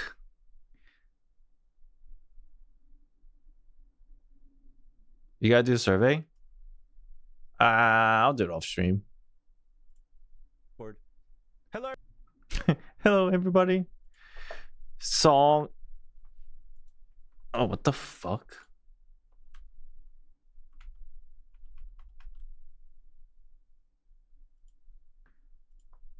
Something's wrong. Something's wrong with my computer right now. Oh my god, what's wrong?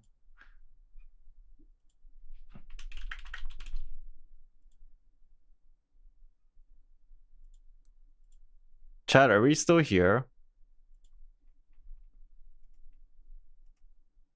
Something's wrong with my computer.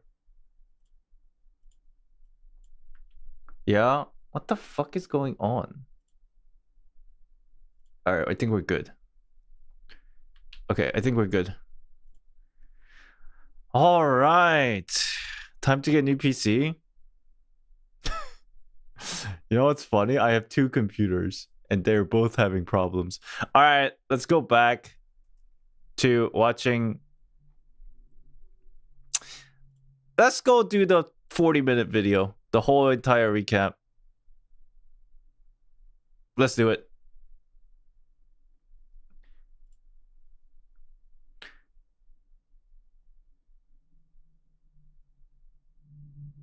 Welcome in, proxies. The amazing world of new Eridu has been open to the public for a little over a month now, and with patch 1.1 approaching, I wanted to go ahead and do a full recap on the By the way, in 20 minutes should be the new Miyabi short film. Oh fuck. Yo, Vanity, do you know do you know how long short films are? Ah, god damn it. Wait.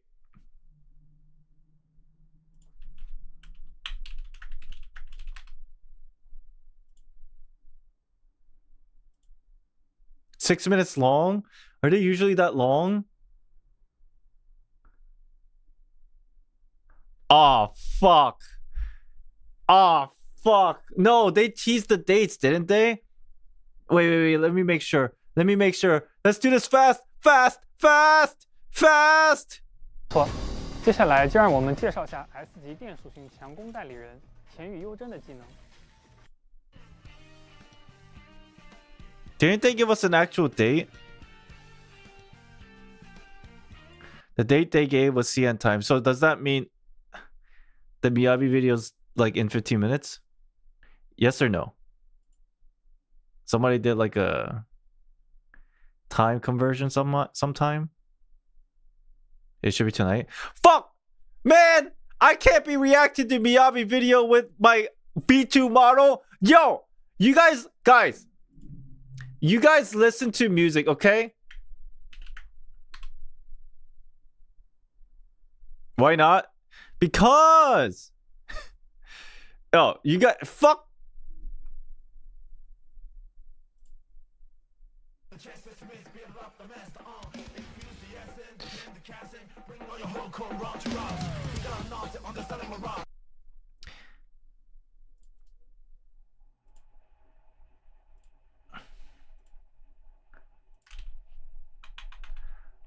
Doing my hair and for reaction video. Be right back. 10 minutes.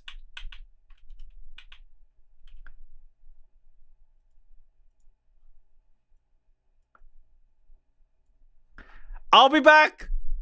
I'll be back.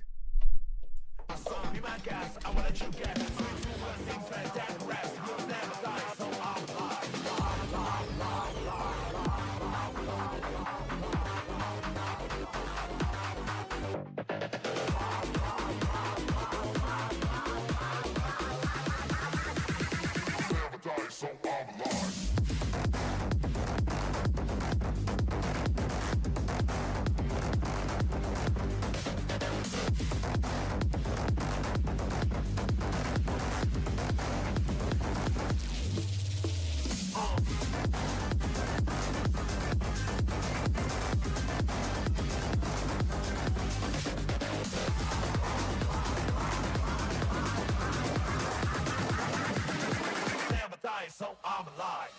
3, 2, 1, 1, 2, that rest, you stop,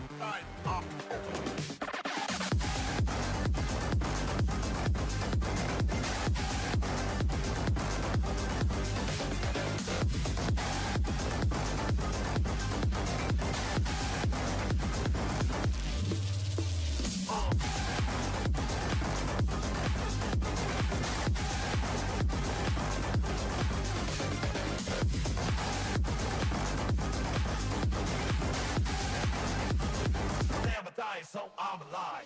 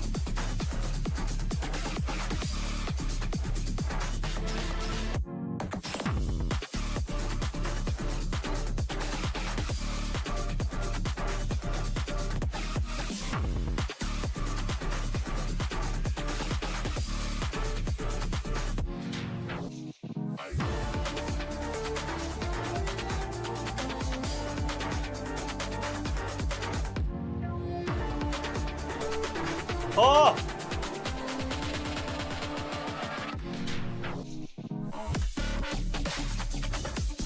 Oh!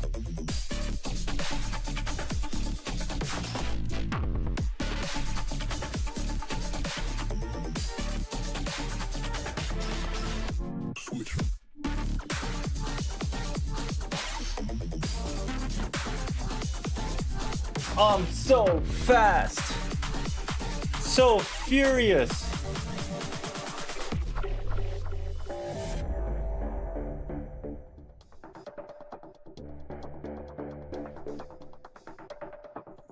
Get out of here. Get out of here. Get out of here.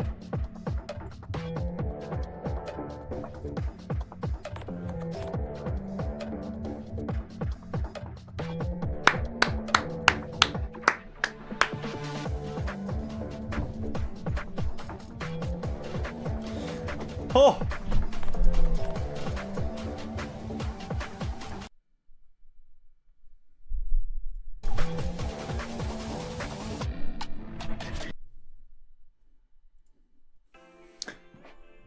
Hello!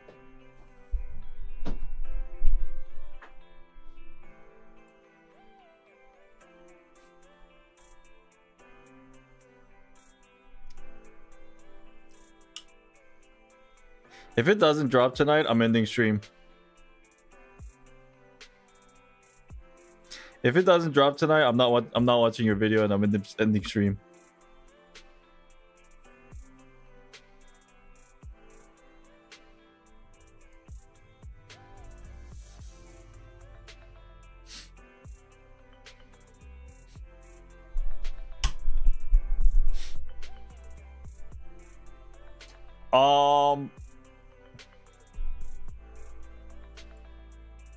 So basically, I don't know.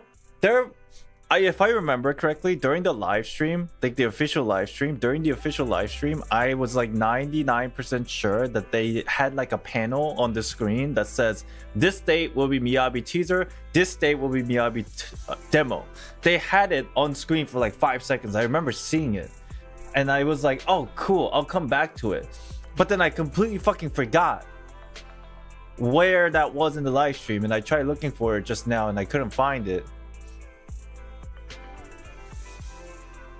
It was earlier on the stream. Yeah. We got like a couple minutes though. If it's not, it is what it is.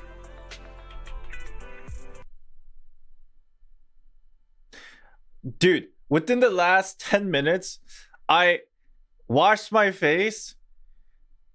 I shaved. I washed my hair. And I styled it. In fucking 10 minutes flat.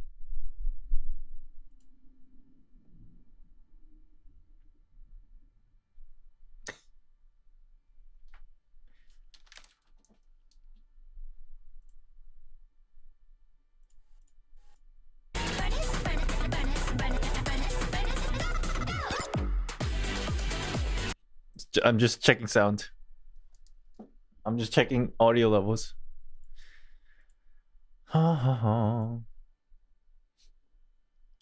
If I'm not, I will be crying too, don't worry. Dude, why aren't you gonna go record the video? What are you doing? Why are you still here? Go record the video of you reacting.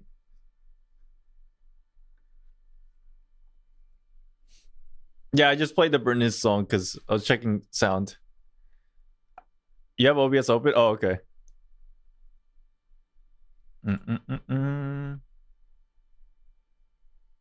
Dude, it's already 11 p.m. How am I gonna survive tomorrow? Jeez.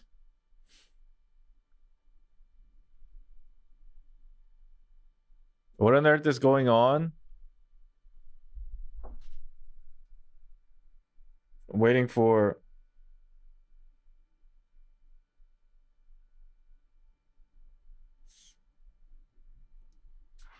a Miyabi video to drop.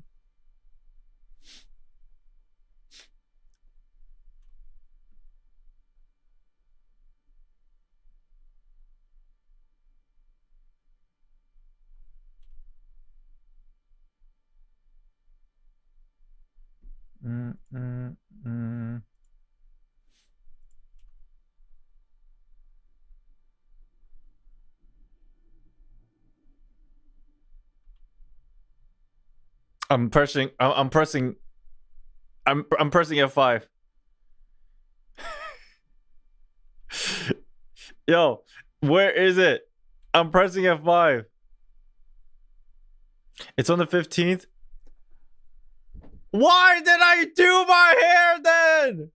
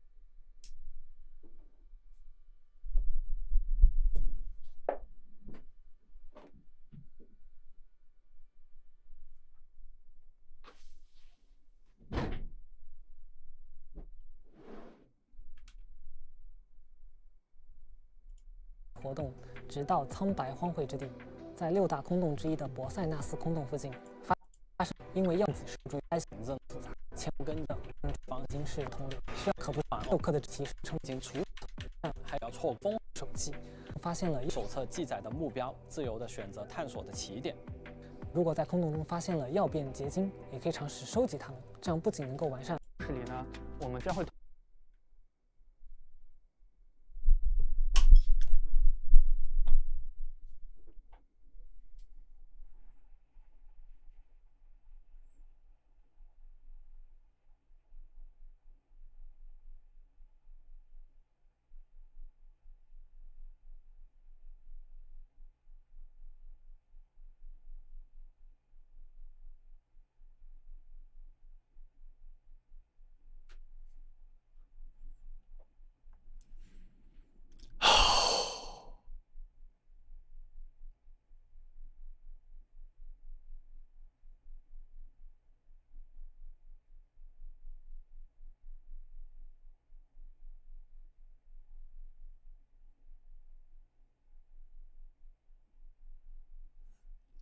I'll be back tomorrow.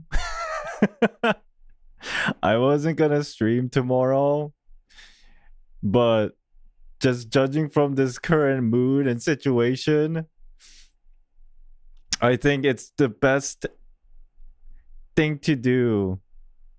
Because I'll have to wake up at 7 anyway. So, and I'm thinking I'll be home before like 6-7 p.m. tomorrow anyway. So we'll just stream tomorrow after I come back, and then we'll wait for the video to drop tomorrow while we watch some more lore videos.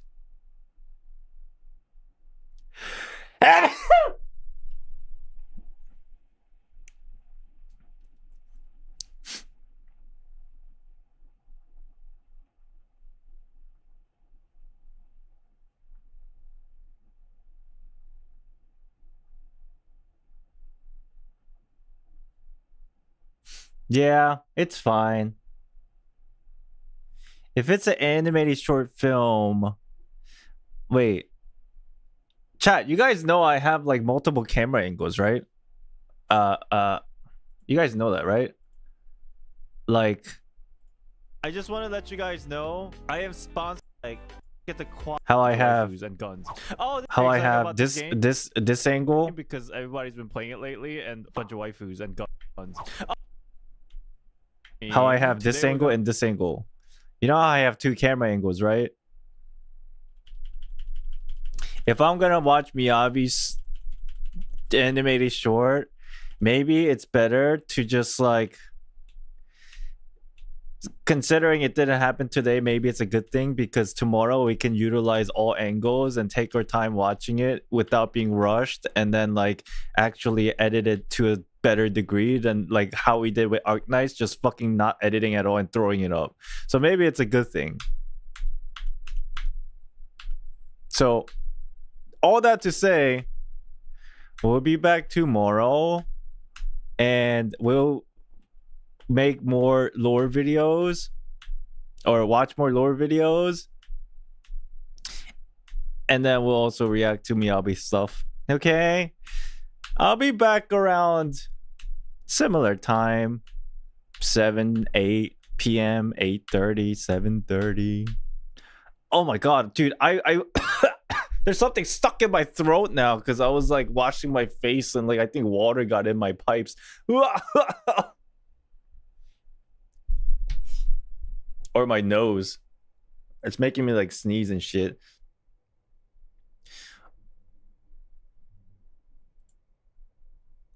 I'm so sorry for baiting you guys. I'm going to go ahead and make another stream as a I am sorry tomorrow for tomorrow. Okay? I am going to make a immediately when the stream ends, I'm going to make a I'm going to change the title of this stream to reacting to ZZZ lore for 4 hours brackets part 1 of 2. And then tomorrow it will be part 2 of 2, and then it won't be clickbait anymore. It will make sense. Aha! It makes sense. Oh, we done did it. Very good.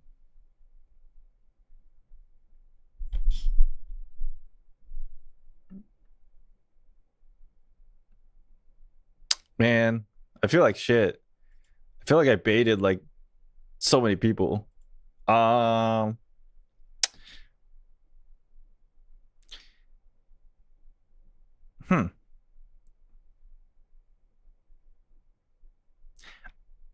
make it up for it, when I come back tomorrow, before we start, I'll give you guys like a story time of what happens tomorrow at the event and how bad or well I did. Okay, I'll take some pictures and I'll show it to y'all as a makeup. Started a new video 8 minutes ago. Oh, it's that thing that we already watched. I was about to say. All right. Okay, guys, thank you for watching. Appreciate it. Thank you so much. Shout out to Ashkai and Vanity. Thank you guys for the videos. I'll watch more tomorrow.